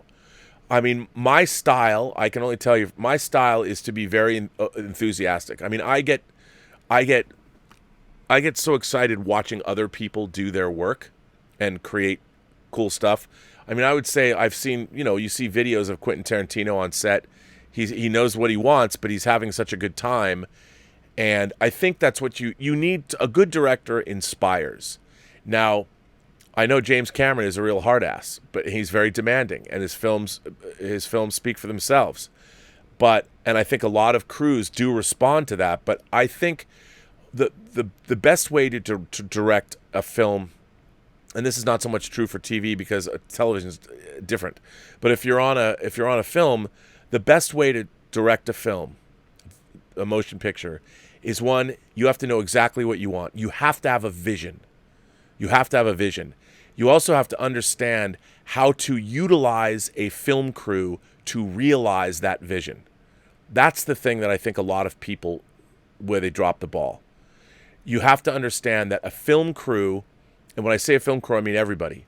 A film crew is it's basically your army. And you, as a director, you're the general. You need to know how to deploy your army for the best results. And you need to be able to inspire those people. And the very first thing that you need to do as a director is you have to know what you want. You have to have a vision. And your vision fuels knowing exactly what you want. The worst thing you can ever do to a film crew is to not know, because they're all looking at you. What are we doing? What do you want us to do? And if a film crew ever thinks for a moment, if they ever think to themselves, this guy doesn't know, or this girl doesn't know what they want, the film crew is like, you are wasting our time. And the last thing you want when you are a film director is to waste your crew's time. I cannot stress that enough. And I think, if you have a vision and if you know what you want and you know how to deploy your army, your crew, they will overlook. Look, nobody wants to work for an asshole. Nobody wants to work for a dickhead. But you can be a hard ass if you know what you want. You can be, you look at the making of The Abyss. I mean, James Cameron would shoot for 12 hours and then he's sitting on the bottom of that nuclear reactor filled with water, watching dailies as he's waiting to decompress. The guy's working 24/7. And a crew will respect that. They might not like you because you're a hard ass, but they will respect you. And I think what you want is you want the respect of your crew. That is the most important thing. And the only way a film director gets the respect of his crew is that film director must have a vision and must know how to articulate that vision in order to get what they want. Because the only thing your film crew wants from you as a director is to make sure they give you what you want. Because they assume the only person on a movie set that knows what the finished film is going to be is the director. And the film crew wants to know that the film they're working on is going to be good. And the only way they can even imagine that to be possible is if the director has a vision and knows how to execute that vision. That's it. And you can get away with a lot if you know that. If you can convince your film crew of that, you're golden. You're golden. But if you don't, it's bad. Black Phillip Alvarez is here. In honor of Elizabeth's horror BFF, I have changed my name to Black Phillip, and we'll have to watch The Witch now. Everyone knows Elizabeth Gwendolyn Bell, the ace, the arbiter of cinematic excellence, and the enchantress of entertainment. She loves Black Phillip from The Witch. I think Black Phillip is her spirit animal. So I'm glad that Philip Alvarez has indeed changed his name to Black Phillip Alvarez. From now on, we will only call you Black Phillip Alvarez. Talking Ass Naked Lunch tips $7 and says, have you seen or read Naked Lunch? I've done both, actually. I think it's a masterpiece, albeit one that is extremely bizarre. Seeing a literal asshole bark orders left me traumatized, yet wildly amused. Of course, William S. Burroughs wrote the book Naked Lunch. One of the things about Naked Lunch that always stuck with me is there is this thing that I encountered, this phrase that was in that book called the algebra of need. And basically he's speaking about it in terms of addiction. So if you're in the throes of addiction, everything that's going on, your need to fulfill that addiction is your primary focus in life. And the algebra of need is like, what are you willing to do to compromise, and what are the machinations that you're going to go through in order to feed that addiction? And when you have that need, your life becomes this sort of algebraic equation of what are you going to do? Like, who are you going to swindle? What are you going to lie about? Like, what are you going to do to fuel your addiction? And he called it the algebra of need in the book. And I that always stuck with me, because I felt like, I remember, like, if I was broke and the Laserdisc box set for Alien was going to come out, how am I going to get it? It's like $50 and I only got $10 to my name. It's like, what am I going to do? Luckily, I got over that, but, well, maybe sort of, kind of. But that whole idea of the algebra of need, look, Naked Lunch is not an easy book to read. And certainly they called it an unfilmable book, but along came David Cronenberg, my man David C., and he filmed Naked Lunch with Judy Davis and Peter Weller. Man, what a cast that movie has. And you got mugwumps. You get to meet the mugwumps. Wow, I'll tell you. Yep. I recommend everybody should read Naked Lunch and then watch the movie. So, yes, I'm a fan. Dave Myers, Justin Smith, and Paul Spence became members of the channel. Thank you, sir. Appreciate that. Damo Davies sends in a tip and says, the inker and the penciler, the eternal debate outlined in the Kevin Smith movie Mallrats, and also Chasing Amy. Which is the actual drawer of the comic, and which would you want to sign your comics? Inquiring minds want to know. Look, the penciler. The penciler is the artist. The inker is the inker. He's not a tracer. The inker also brings an artistic flourish, but I'm all about the penciler. And a lot of pencilers sometimes ink their own work too. But I want the artist. I consider the penciler the artist. So it's pretty cut and dried for me. Eric Blue Moon Gant sends in a tip and says, in the spirit of the season, I present one of the all-time funniest lines in the history of horror films. I didn't mean to call you a meatloaf, Jack. That would be from An American Werewolf in London. Which, by the way, we're going to talk about on Whining About Movies. Eric Gant goes on to say, I'm disturbed by the fact that my feelings about New Trek mirror my feelings about current pop and rap music. The appeal of both leaves me scratching my head and wondering if I've somehow turned into back in my day guy. No, Eric, I don't think so. Because, everything now is so, it all feels pre-marketed. It's all so cookie cutter. What we're missing is authorship. I mean, you could say that the J.J. Abrams movies, because of lens flares and all that, show authorship, but I just see generic constructed. I see screenwriters writing these generically constructed scripts. The director comes in and shoots those scripts. I don't see any passion. I see rappers. Where is Eric B. and Rakim? Where are those rhymes? Where are those beats? The Wu-Tang Clan. Beastie Boys, Paul's Boutique. I remember hearing Paul's Boutique for the first time going, wow.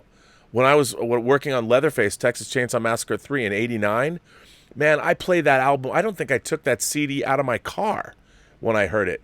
I mean, but you even go back to like early hip-hop, Sugar Hill Gang, Rapper's Delight, the like 14-minute version.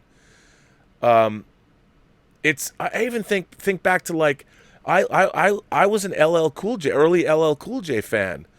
Brenda's got a big old butt, and I'm leaving you. See ya. Like I used to love all that stuff. Early Too Short. There was the rappers were. Now all rap seems so. I hear new rap, and I'm like, it's so generic. I mean, hip hop used to be a really vital form. I mean, and of course, you go back to Public Enemy and N.W.A. and Tupac and Biggie and all the, I don't know what's happened to it. The same thing has happened to movies and TV, and I think what it's all missing is authorship. And I don't think you're not wrong. You're not wrong. Eric goes on to say, a phenomenon called the burn on a show called STD seems a little too on the nose to me. Oh, I think many a meme have just sailed. Thank you for that, Eric. 200 Watt Studio sends in a super chat and says, watching the Big Ben stream with you and Az. Interesting discussion on the religious aspects. Could number 6 be Job? Why do you endure these trials? That's really interesting. Wow, I got to bring that up to him. So yes, so for those of you who don't know, Heel versus Babyface, or his real name is Az, we have been doing a deep dive into The Prisoner, and Patrick McGowan's The Prisoner. We're doing a long 2-hour discussions of each episode. We did the Chimes of Big Ben this week. We're doing Hammer into Anvil next week. And we talked about, I started riffing on the religious aspects of it. Job is one of my favorite Bible stories. And I love that story. And I never thought about that. I never thought about number 6 as Job. I'd have to look into that. But the thing is, Job doesn't, in the story of Job, he gets a new family, he gets rewarded for all the horror he had to endure and put up with in his life, but never give up his faith. That's interesting. The Prisoner is Job. I got to run that by Az. I'm going to throw that out to him. I like that 200 Watt Studio. See, you've given me much to think about. Anonymous sends in a tip and says, I understand that in the 3rd episode, Mikey Spock will retrofit a warp drive to run on pig feces. To get enough fuel supply, she will have to fight a giant with a little person strapped to his back. Who run Bartertown? Yeah. I like that reference. 200 Watt Studio says, Discovery is like watching a basketball film written by people who haven't played or studied sports, but watched a few movies where basketball is played. Good analogy. Yeah, I like that a lot. That's what it does feel like. This episode of the first episode of season 3 of Discovery, I'm like, literally you can just pick out these different references and things that they got all this stuff from. And I feel like even the effects team, they're like, now let's make it look Kryptonian. That looks relatively futuristic enough. And it's an amalgamation of just it to me. Star Trek Discovery is the most generic. It's like generic sci-fi, and it's especially now that they're in the future. Star Trek Discovery is no longer Star Trek. It left the Star Trek universe and it landed in Cuisinart sci-fi. It's the Cuisinart sci-fi show now, where it's no longer Star Trek. I mean, they'll name check the Federation. Now it's just your generic dystopian whatever. Jeff Yerke's here. Hello, sir. How's your wife? I don't mean that with any disrespect. You're always talking about your wife when you write in. So, anyway, I hope your wife is doing well. Jeff says, "Greetings, Rob. I'm glad you keep shining a light on the new Star Trek. The show is dumb. Tonight's submarine movie is Run Silent, Run Deep with Clark Gable and my man Burt Lancaster. Live long and prosper. The Yerk Man. All right, Run Silent, Run Deep, a classic. Fortunato is here. Keep it real, RMB. You go, my original gangster.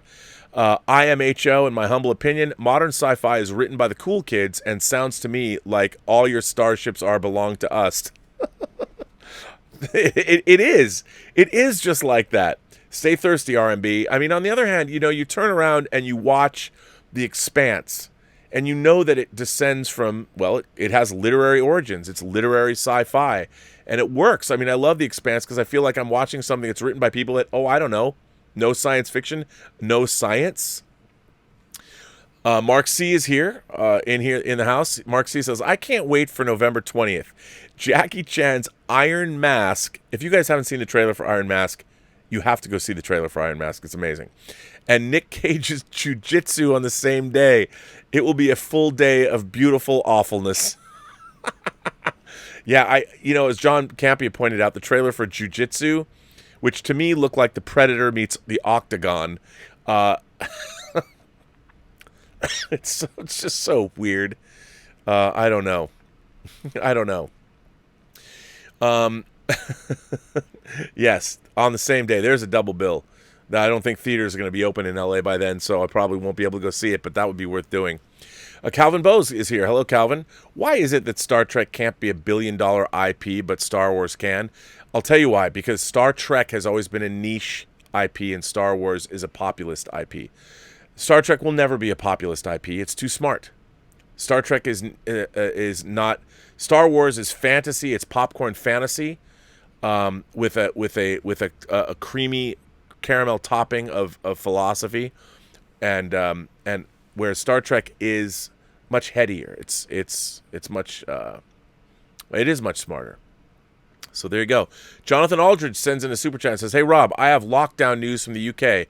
The folks in Manchester and the local MPs are now revolting against lockdown rules." Well, that can only be good. Look, you know what? It's funny. You think back to the people of the UK surviving the Blitz, and all COVID cases are skyrocketing in Europe. Skyrocketing. And I guess, I mean, at this point, there's a couple of things that you can do. You can either go out and just resolve yourself to either get the disease or spread the disease by not wearing a mask and doing whatever you want, or stay in shelter at home. At this point, I think anybody that gets COVID, especially if you were out and about, you should be prioritized to not get healthcare. If you need to be hospitalized, your hospitalization should come after people who have been taking precautions. Because at this point, I mean, I don't understand it. I don't understand how anybody could get COVID 8 months into this pandemic. I mean, I don't mean that. I'm being hyperbolic, but I think it's important that, people are. I don't understand why people can't just take care of themselves and each other. Stubble McShave says, do you think Pedro Pascal will pull a Stallone in the Mandalorian movie and demand that he get to take off his helmet? I don't know. Probably. I mean, maybe he'll take his helmet off more, but I think he's got a good gig. He's having fun, and he doesn't have to work very hard. It's a great gig. Why not? Why not keep it? Roberto Suarez. How are you, Roberto? How are you, sir? Rob, did you ever get the chance to watch Raised by Wolves? I've only seen the first episode, and I haven't watched the rest of it. Though not perfect, it explores interesting questions that feel fresh and modern in the world of television sci-fi, something sorely lacking in modern Trek. I agree. I want to see the rest of it, especially after hearing how it ends. Yeah, so we'll see. The Squish Show says, Star Trek ended with Generations and is all fan fiction created by Picard in the ribbon. I don't know. I think Generations is fan fiction. Stubble McShave says, now that more movies go directly to streaming, do you think that the streaming services will increase their subscription price? Oh, yes. Oh, you can guarantee it. I guarantee you the subscription prices for all subscription services will rise. Luckily, I don't think they're going to rise a lot. I mean, maybe $5. I mean, it really depends. But I think they're all going to rise because they're going to have to rise because they're going to have to spend more money on production. But yes, I think they are absolutely going to rise. Hey, Mr. Tickle Trunk, who's been supportive in watching our prisoner streams. Mr. Tickle Trunk became a member. Well, thank you, Mr. Tickle Trunk. 666 sent in a super chat. I love seeing 666. As everyone knows, I love movies and everything about Satan, especially during October. So thanks for that.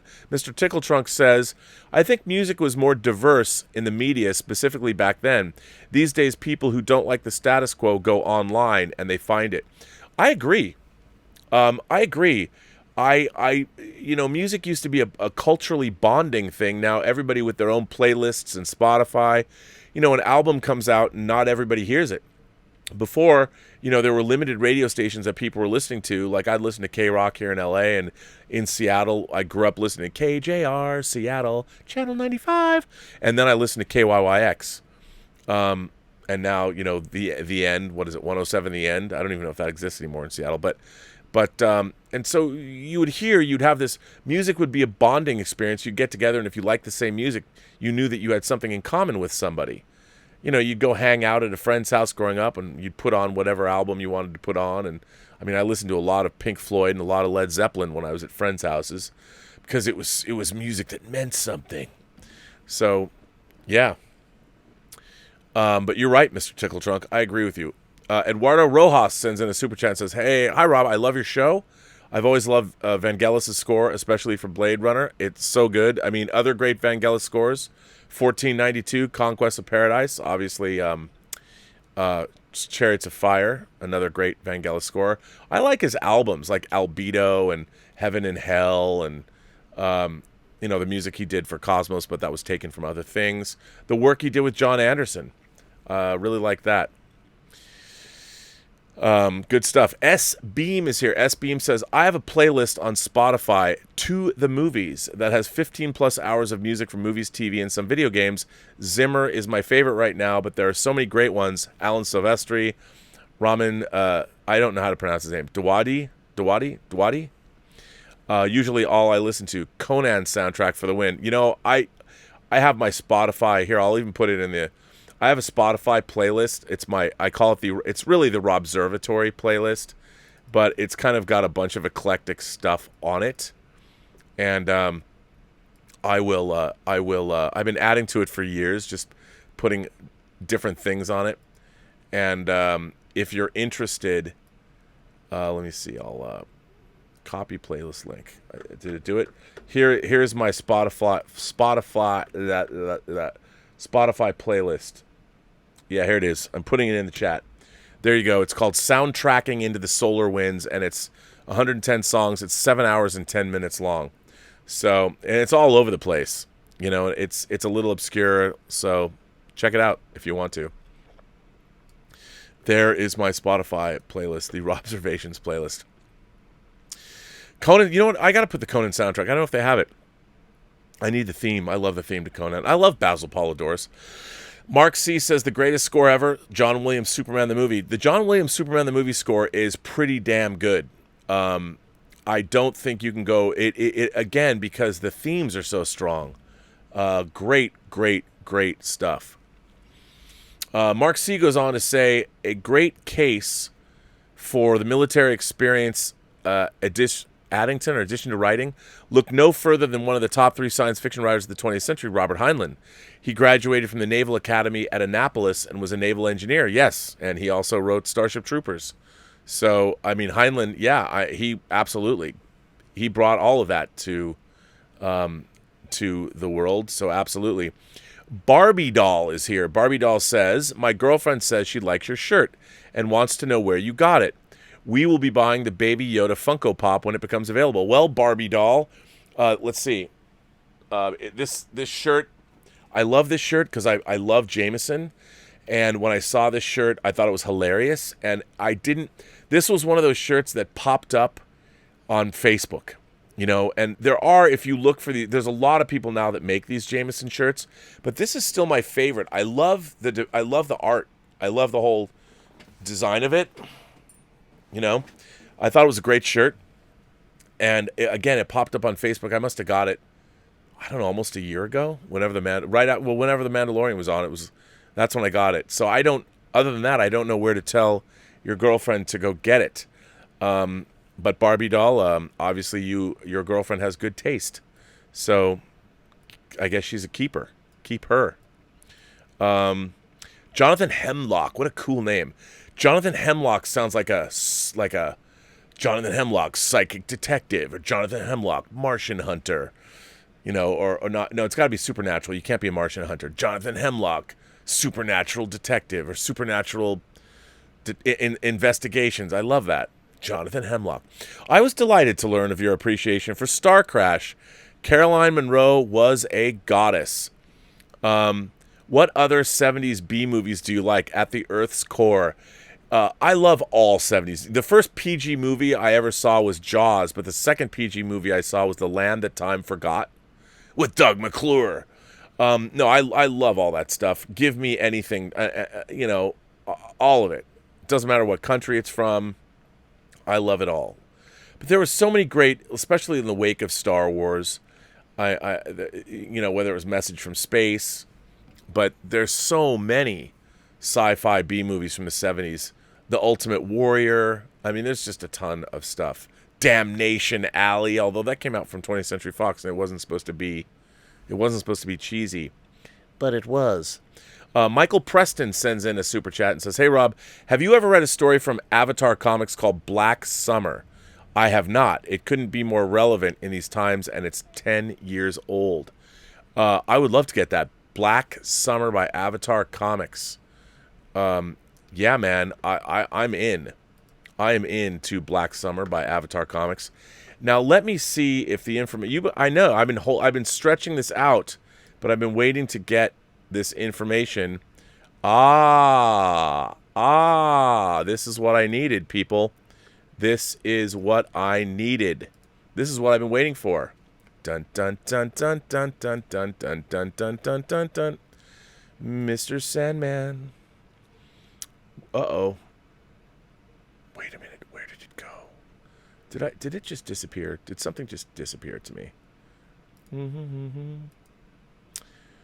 Because if it did disappear, that would be bad. Make him... All right. Ladies and gentlemen, boys and girls, without further ado, I am going to... I'm going to show you the 5 posters from the movie poster competition that we've been running. Now, there's one more thing I have to do. I have all the pertinent information, and we're going to end the show with this, because haven't you been waiting? Don't you all want to know who won the poster competition? Because I know I do, but there's one thing that I've got to get one more thing, and I'm gonna do this live. See, it was late. It was late. It was supposed to come early, but I didn't get it. It just happens. And let me. There's one thing that I have to get. One more thing I have to get to show. Oh, here it is. Let's see.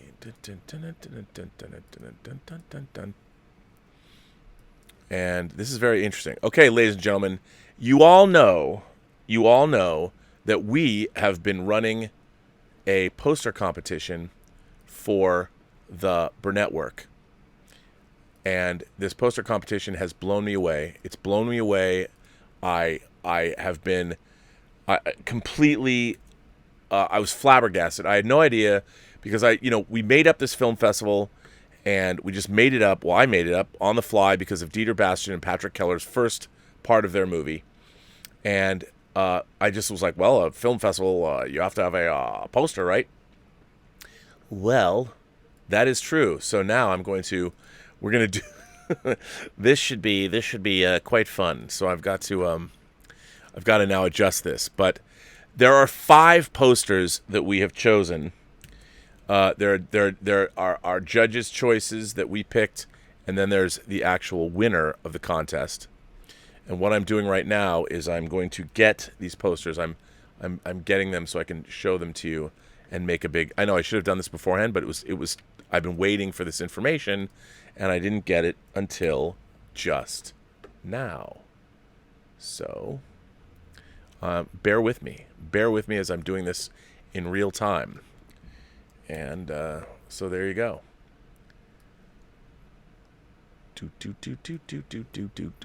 Okay, I think I got everything there, which is interesting. And so what I'm going to show you is all 5 of these posters we are going to print, and I want to get them printed. We're going to get them printed on beautiful matte finish with spot UV color. They're going to be great, heavy gauge paper, because you guys deserve it, right? I guess we'd sell them. I don't know what we're going to do. Split the revenue. I have no idea. But we're going to, basically, I want them printed. so we'll make them available. And, of course, it'll be part of the swag bag you're going to get if you win an award at the film. I think if you enter a film, I think it's only right that we get you a poster as well. And because I think that would be correct and right. So without further ado, all right, I'm going to present you. Hang on, now I've got to load them all up. I've got to load all these up. Now that I've got everything I need, I'm going to load these all up in order of I'm going to show them to you. Let's see, I got to get them all up here.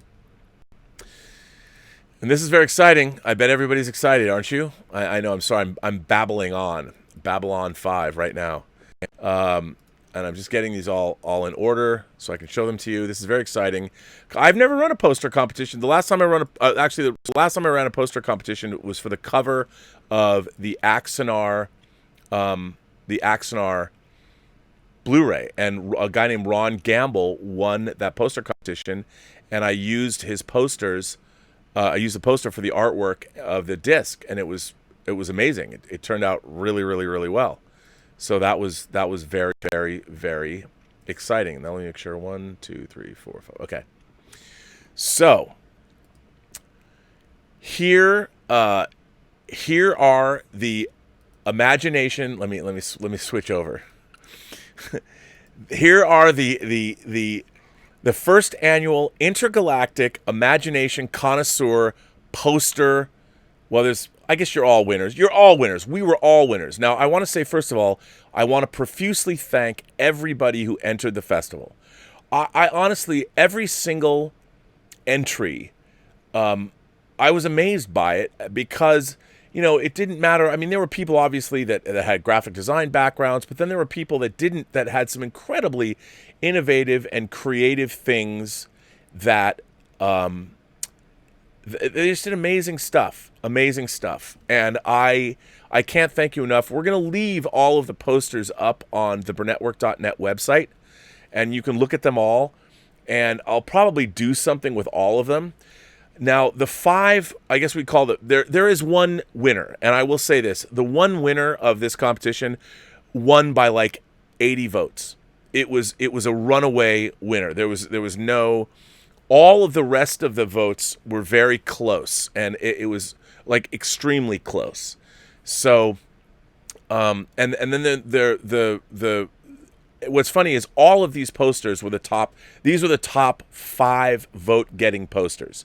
Now, only the winner gets to be a judge in the festival, but we're going to do things with all of the other 4 posters, assuming the artists allow us to do that.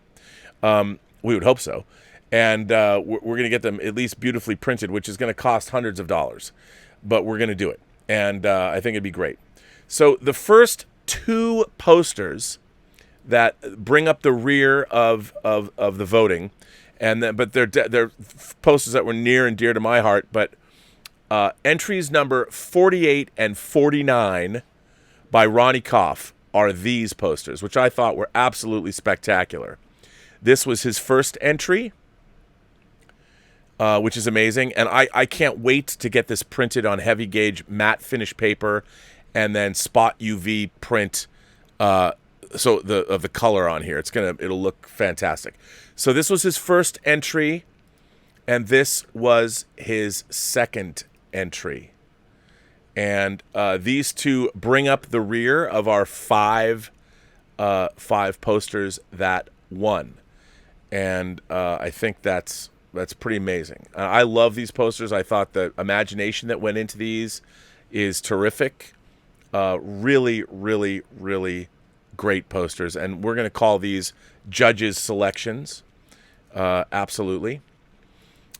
And just great work. Now, I guess you would call this the second runner-up, but these, again, this poster, all 3 of these posters were neck and neck. This next one, Matthew Harl from the UK, this poster, one of the first ones that we had come in.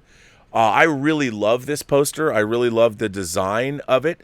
I mean, it was just so cool, and it looked like, this looked like the kind of poster that you would see somewhere. I mean, I call this, I've been referring to this poster as the coffee house poster, because this to me would be the poster that you would take and hang up at all the hipster coffee houses to announce your film festival. I mean, that's what I would do. And I really like this poster a lot. I thought the central theme, the design, a lot of people hit on the film reel idea. I thought it was a clever idea, and this was really one of the first that did it this way. I love the piece of celluloid coming down that could be how the aliens beam you up to probe your ass or whatever. I mean, I love this, and I think, again, simple, elegant, to the point.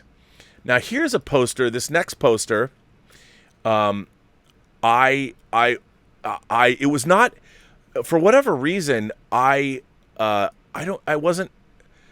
wasn't on my radar. I saw this poster late, and I was like, I wonder why I saw this poster late. This poster is this, I guess, would be, as far as the voting is concerned, the first runner-up. It's by Shane Fogarty. Shane Fogarty. The first annual Intergalactic Imagination Connoisseurs Film Festival. I mean, how can you not? I mean, this is heartwarming. I thought this was a pretty simple idea. I don't even know if this is just a piece of clip art that he found, or but I still, again, this is our second runner-up in terms of garnering votes. So it's the one that clearly hit.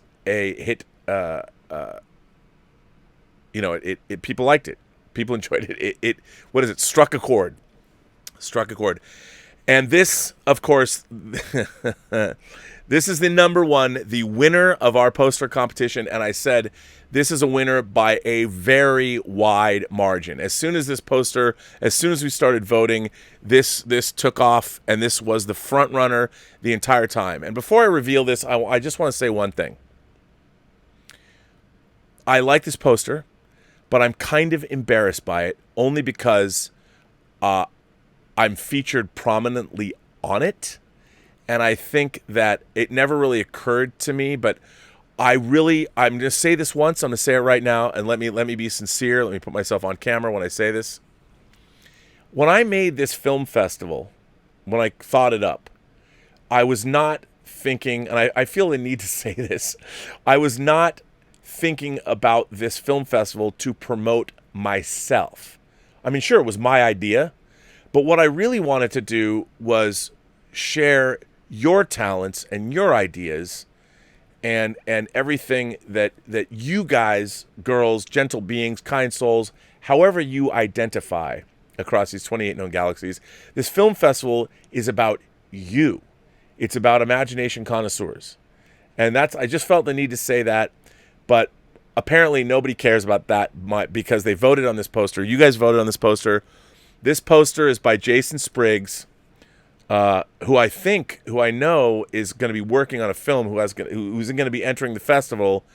And here it is, ladies and gentlemen, the winner of the first annual Intergalactic Imagination Connoisseurs Film Festival poster contest. This is the winner. Very Monty Python-esque. I mean, Jason Spriggs told me he had an idea for a poster, and he told me it was going to be very Python-esque. This is very Terry Gilliam. And you know what? I have to say, if you are going to have a film festival that is supposed to be fun, I don't think you could get much more fun than this poster. And I know I'm on it, but if people don't know me, if you don't watch a show and you don't know me, I'm just some guy. And I have to say, here it is.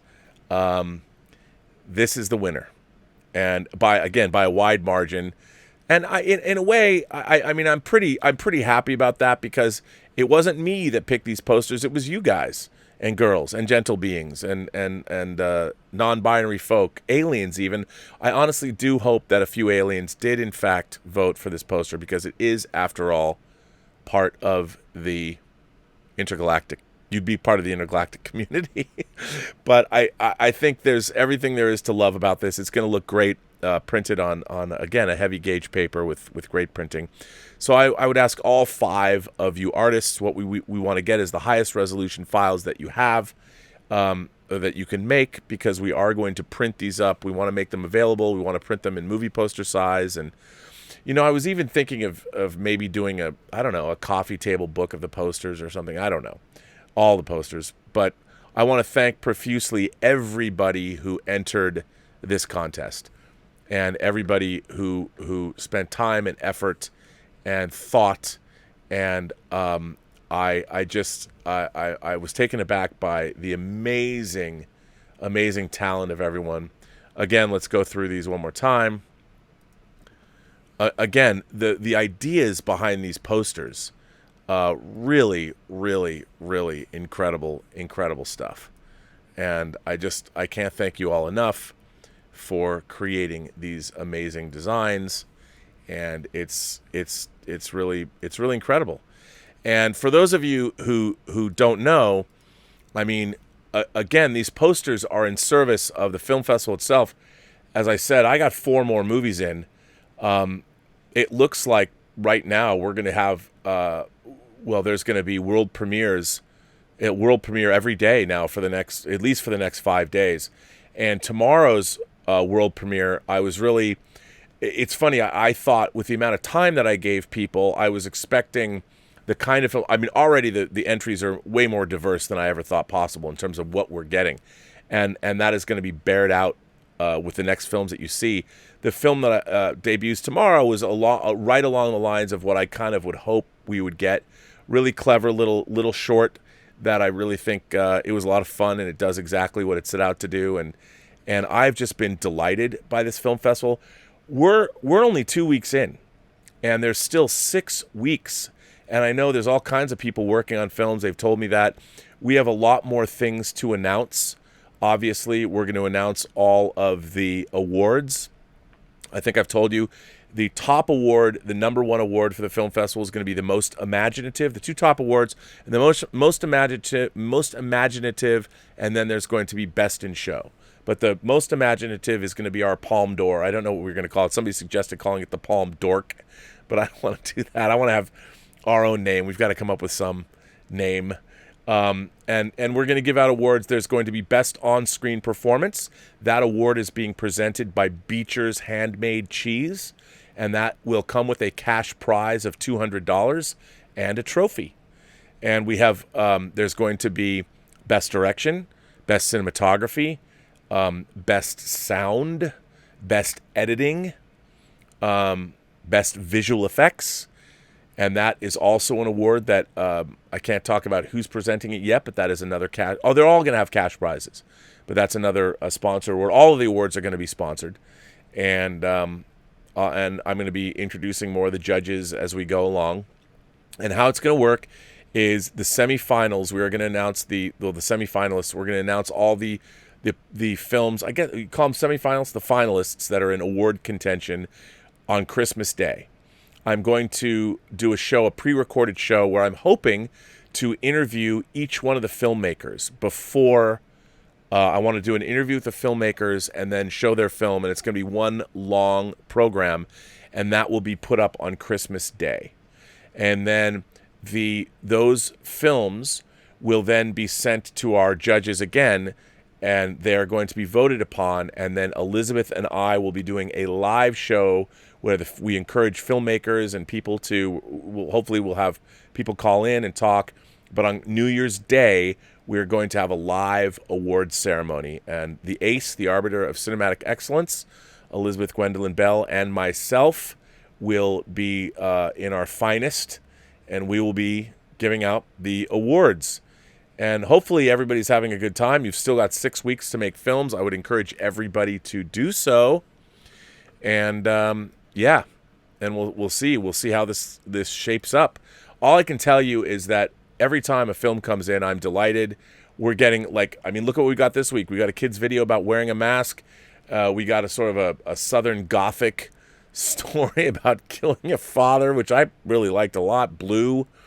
There's just all kinds of. We got an art film that was an interpretation of the color red today. Tomorrow, Confidence. I promise you will all like Confidence a great deal. It's very clever and fun. I know that a couple people that have written in that I've read letters by, some of their films arrived. I think we got a music video from Taiwan to play. I haven't seen it yet, but I think it came in. We shall see. But it's going to be exciting. I think the next 6 weeks are going to be a lot of fun for the first Intergalactic Imagination Connoisseurs Film Festival. So, hey, and again, we have our winning poster. And as far as I am concerned, all of us have won. The entire community has won by all the people that wrote in. And I think that it's amazing what you guys and girls and gentle beings and kind souls from across the 28 known galaxies have done. And I think it's amazing. I got a few more super chats to get to. Mark C. says, wouldn't the destruction of all dilithium destroy the Klingon prison planet of Rurapenthe? Don't the Klingons use the prisoners to mine dilithium? I don't really think they particularly thought through the idea of the burn. I think somebody threw it out in the writer's room and went, yeah, but they didn't really think about the implications of what that actually meant. Yeah, because if all the dilithium blew up, I mean, how many planets exploded? And also, it's kind of dumb. I mean, dilithium can survive matter, antimatter going through it. I mean, I don't know, man. We'll see. Who knows? Tim, the Spider Monkey, says, I'll post about this in the Facebook group as well, but for any Post-Geek Singularity members who aren't on there, I just want to gush about Kai's work. Cal, you mean Cal's work? Oh, okay, let's talk about Cal. Swack props. So Cal sent me a bag of goodies that he had made, and one of the things that he gave me was the map of Erebor. Now, Swack Props is a longtime imagination connoisseur, and he makes prop replicas of paper products from movies, like maps, like the map to Erebor. His books, I love his 9 Gates of the Kingdom of Heaven from the Ninth Gate, his Henry Jones diary from Last Crusade. I mean, the stuff he makes is unbelievable. So he had sent me a map of Erebor, where the dwarves, where the Smaug lives. And that was the map they had in both Lord of the Rings and in The Hobbit. So Tim writes in, and Tim says, I'll post about this in the Facebook group as well, but for any Post-Geek Singularity members who aren't on there, I just want to gush about Cal's work. I got my map of Erebor this morning. It's amazing. I'll post pics once I have it framed. I highly recommend his work. I have to say, I mean, having worked on movies and started out in the art department and watching people fabricate things like what Cal does, his work far exceeds anything you would ever see in a movie. I did an unboxing or an unbagging of what he sent me, and I showed the map of Erebor on this show, and it's amazing. I'm glad you got it. I'm glad you picked that up and supported his work, because his work's amazing. It's amazing. He's amazing. Lynn Quilucas. Rob, do you think we'll get 4K sets for The Mandalorian and the MCU shows coming to Disney? It would be a shame if that never happens. Also, the new Friday the 13th set is epic. Yes, I have not got mine yet. I need to get mine. I really want to see the gore effects. They found the cut gore from Friday the 13th Part 2. For those of you who don't remember, when Friday the 13th Part 2 opened, they had to severely cut it for fear of getting an X rating. And apparently they found some, I thought it was lost forever, and they found some VHS tape. It's worth it to me just to see the gore effects. Apparently they're spectacular. So the new Friday the 13th set is a must-buy, and it's from Shout Factory. Need to own it. Got to get that, so absolutely. I will be having it because I need to get it because we have to watch Friday the 13th, and I wanted to watch it from that set. But so thanks for that. Well, ladies and gentlemen, boys and girls, kind souls, however you identify yourself, from across this and all the 28 known galaxies, I want to say thank you for everything. This film festival has turned out to be quite, I mean, with the lack of movie news and the lack of movies, I mean, I can now focus my efforts. I mean, I don't really have to do much. I just have to get the movies and manage them and everything, but I can't thank you all enough for participating in the film festival poster competition. All of you, all 60 of you. You're all winners in my book. You should feel good about participating. And, you know, I don't believe in every kid gets a trophy, so what can I tell you? But thank you for participating. It's just, it touched my heart that everybody did this. And I want to say thank you for the judges' picks and then everybody that voted. And a sincere congratulations to Jason Spriggs, a man who I admire. Anyway... And again, it was really interesting. He was the front runner as soon as that poster went up, and nothing caught it. Nothing came close. So, I mean, if you guys like this kind of thing, I mean, I would love to continually run contests like this where people, right now we've got the film festival. I don't know, like, I think what I want to do next is, you know what I want to do? Shit, man. Here's what I want to do. I'm just thinking about this right now.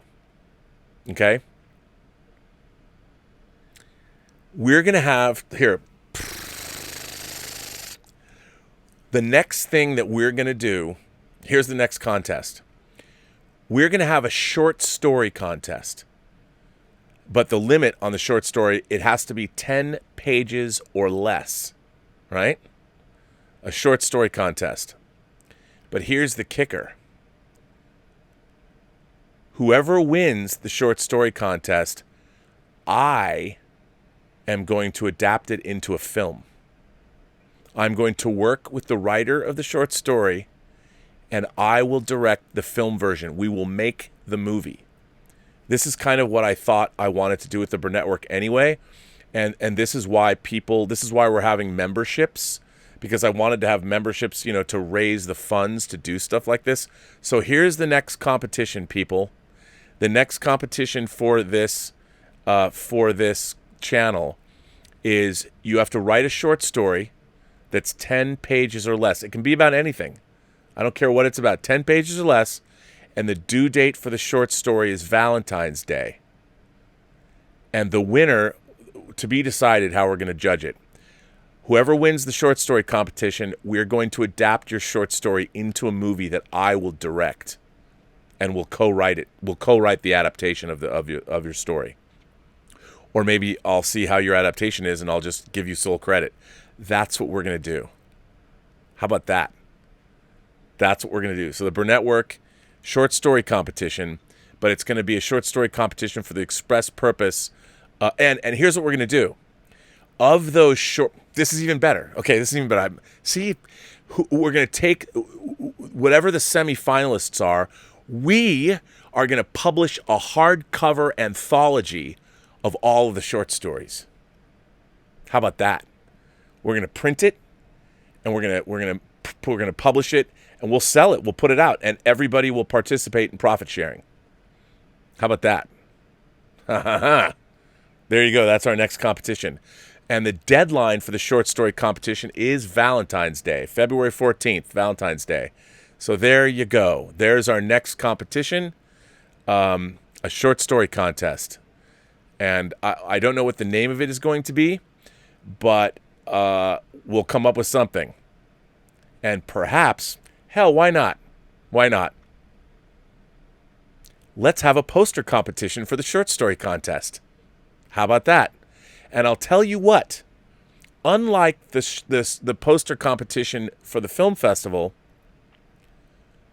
I'm not going to name this short story competition. I'm not going to tell you what text to put on your posters. I want to open this up. All I'm telling you is that it's got to identify that it's the Burnettwork is presenting, and I don't even know what I'm going to call it yet. Maybe I'll leave it up to you. The idea, I don't even know what you would call the short story competition to be turned into a movie. I don't even know what that would be called. I'll leave that up to you. And so the deadline for the poster competition, which means you have to name it too. You guys have to come up with the name, whatever this is going to be called. I'll leave that up to you. I'm not going to, all it has to say on it is the Burnettwork presents. That's it. The Burnettwork presents. Come up with a poster. Name this short story competition. And it's not just a short story competition. It's a short story competition that we are going to make a movie. We're going to make a movie. We're going to film with the winning entry. Why not? How cool is that? Who's ever done that before? So there's a YouTube exclusive. There's 318 people, I think, watching now. There you go. So on New Year's Eve, the poster competition. By the way, again, same thing.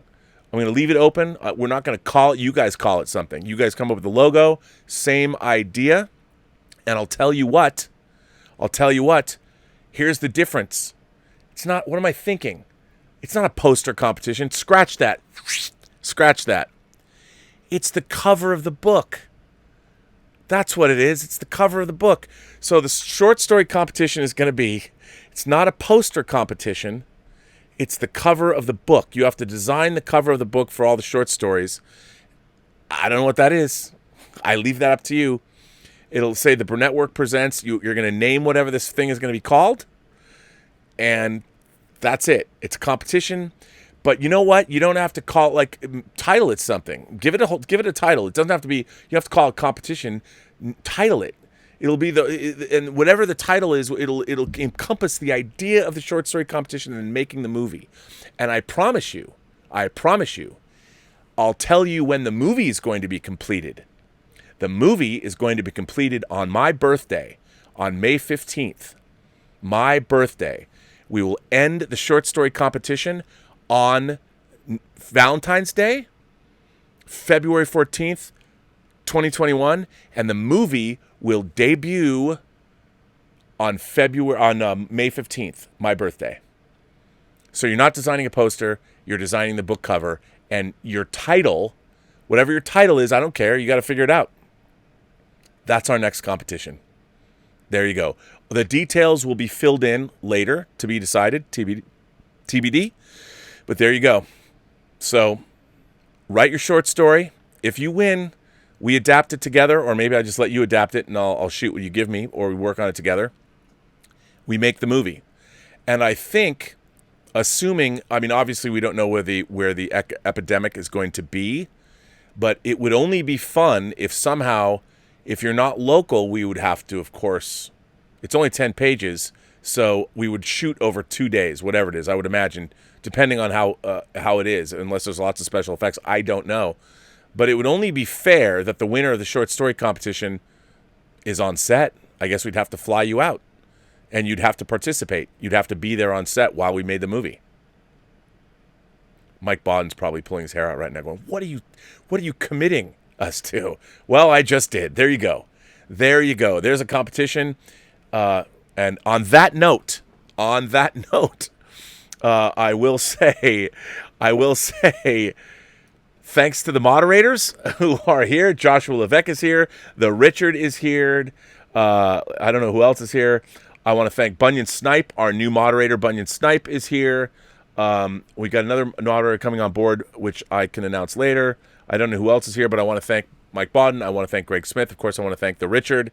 So now, folks, not only are we having a short story competition, we are making a movie. We're making a short film. And by the way, if the short film turns out good, then we can submit that movie to film festivals. So not only are we having a short story competition, we're going to publish a book, and we are going to make a movie. How about that? How about there's a transmedia contest for all of you people? What other YouTube channel does that? In the meantime, we've got our own film festival cooking right now. We've got world premieres for the next 5 days. Now, I am not sure. I think for the most part, Elizabeth is inundated with school. So we're probably going to have to push our Elizabeth's tonight. We're going to push it to tomorrow.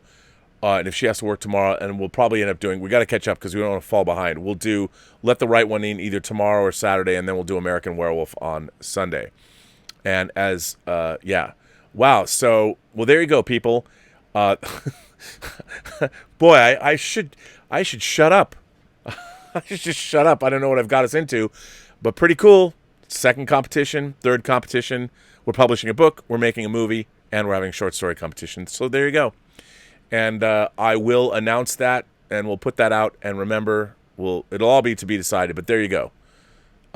New Year's Day is the poster competition, or the book cover competition. The 15th of February, or actually February 14th is the end of the short story competition. And we will make the movie, and it will be done on May 15th for my birthday. So there you go. There are the dates. And remember, every person you meet has a story to tell that you have yet to hear. All you have to do is listen. And with that, I say to everybody, have a better day and get writing.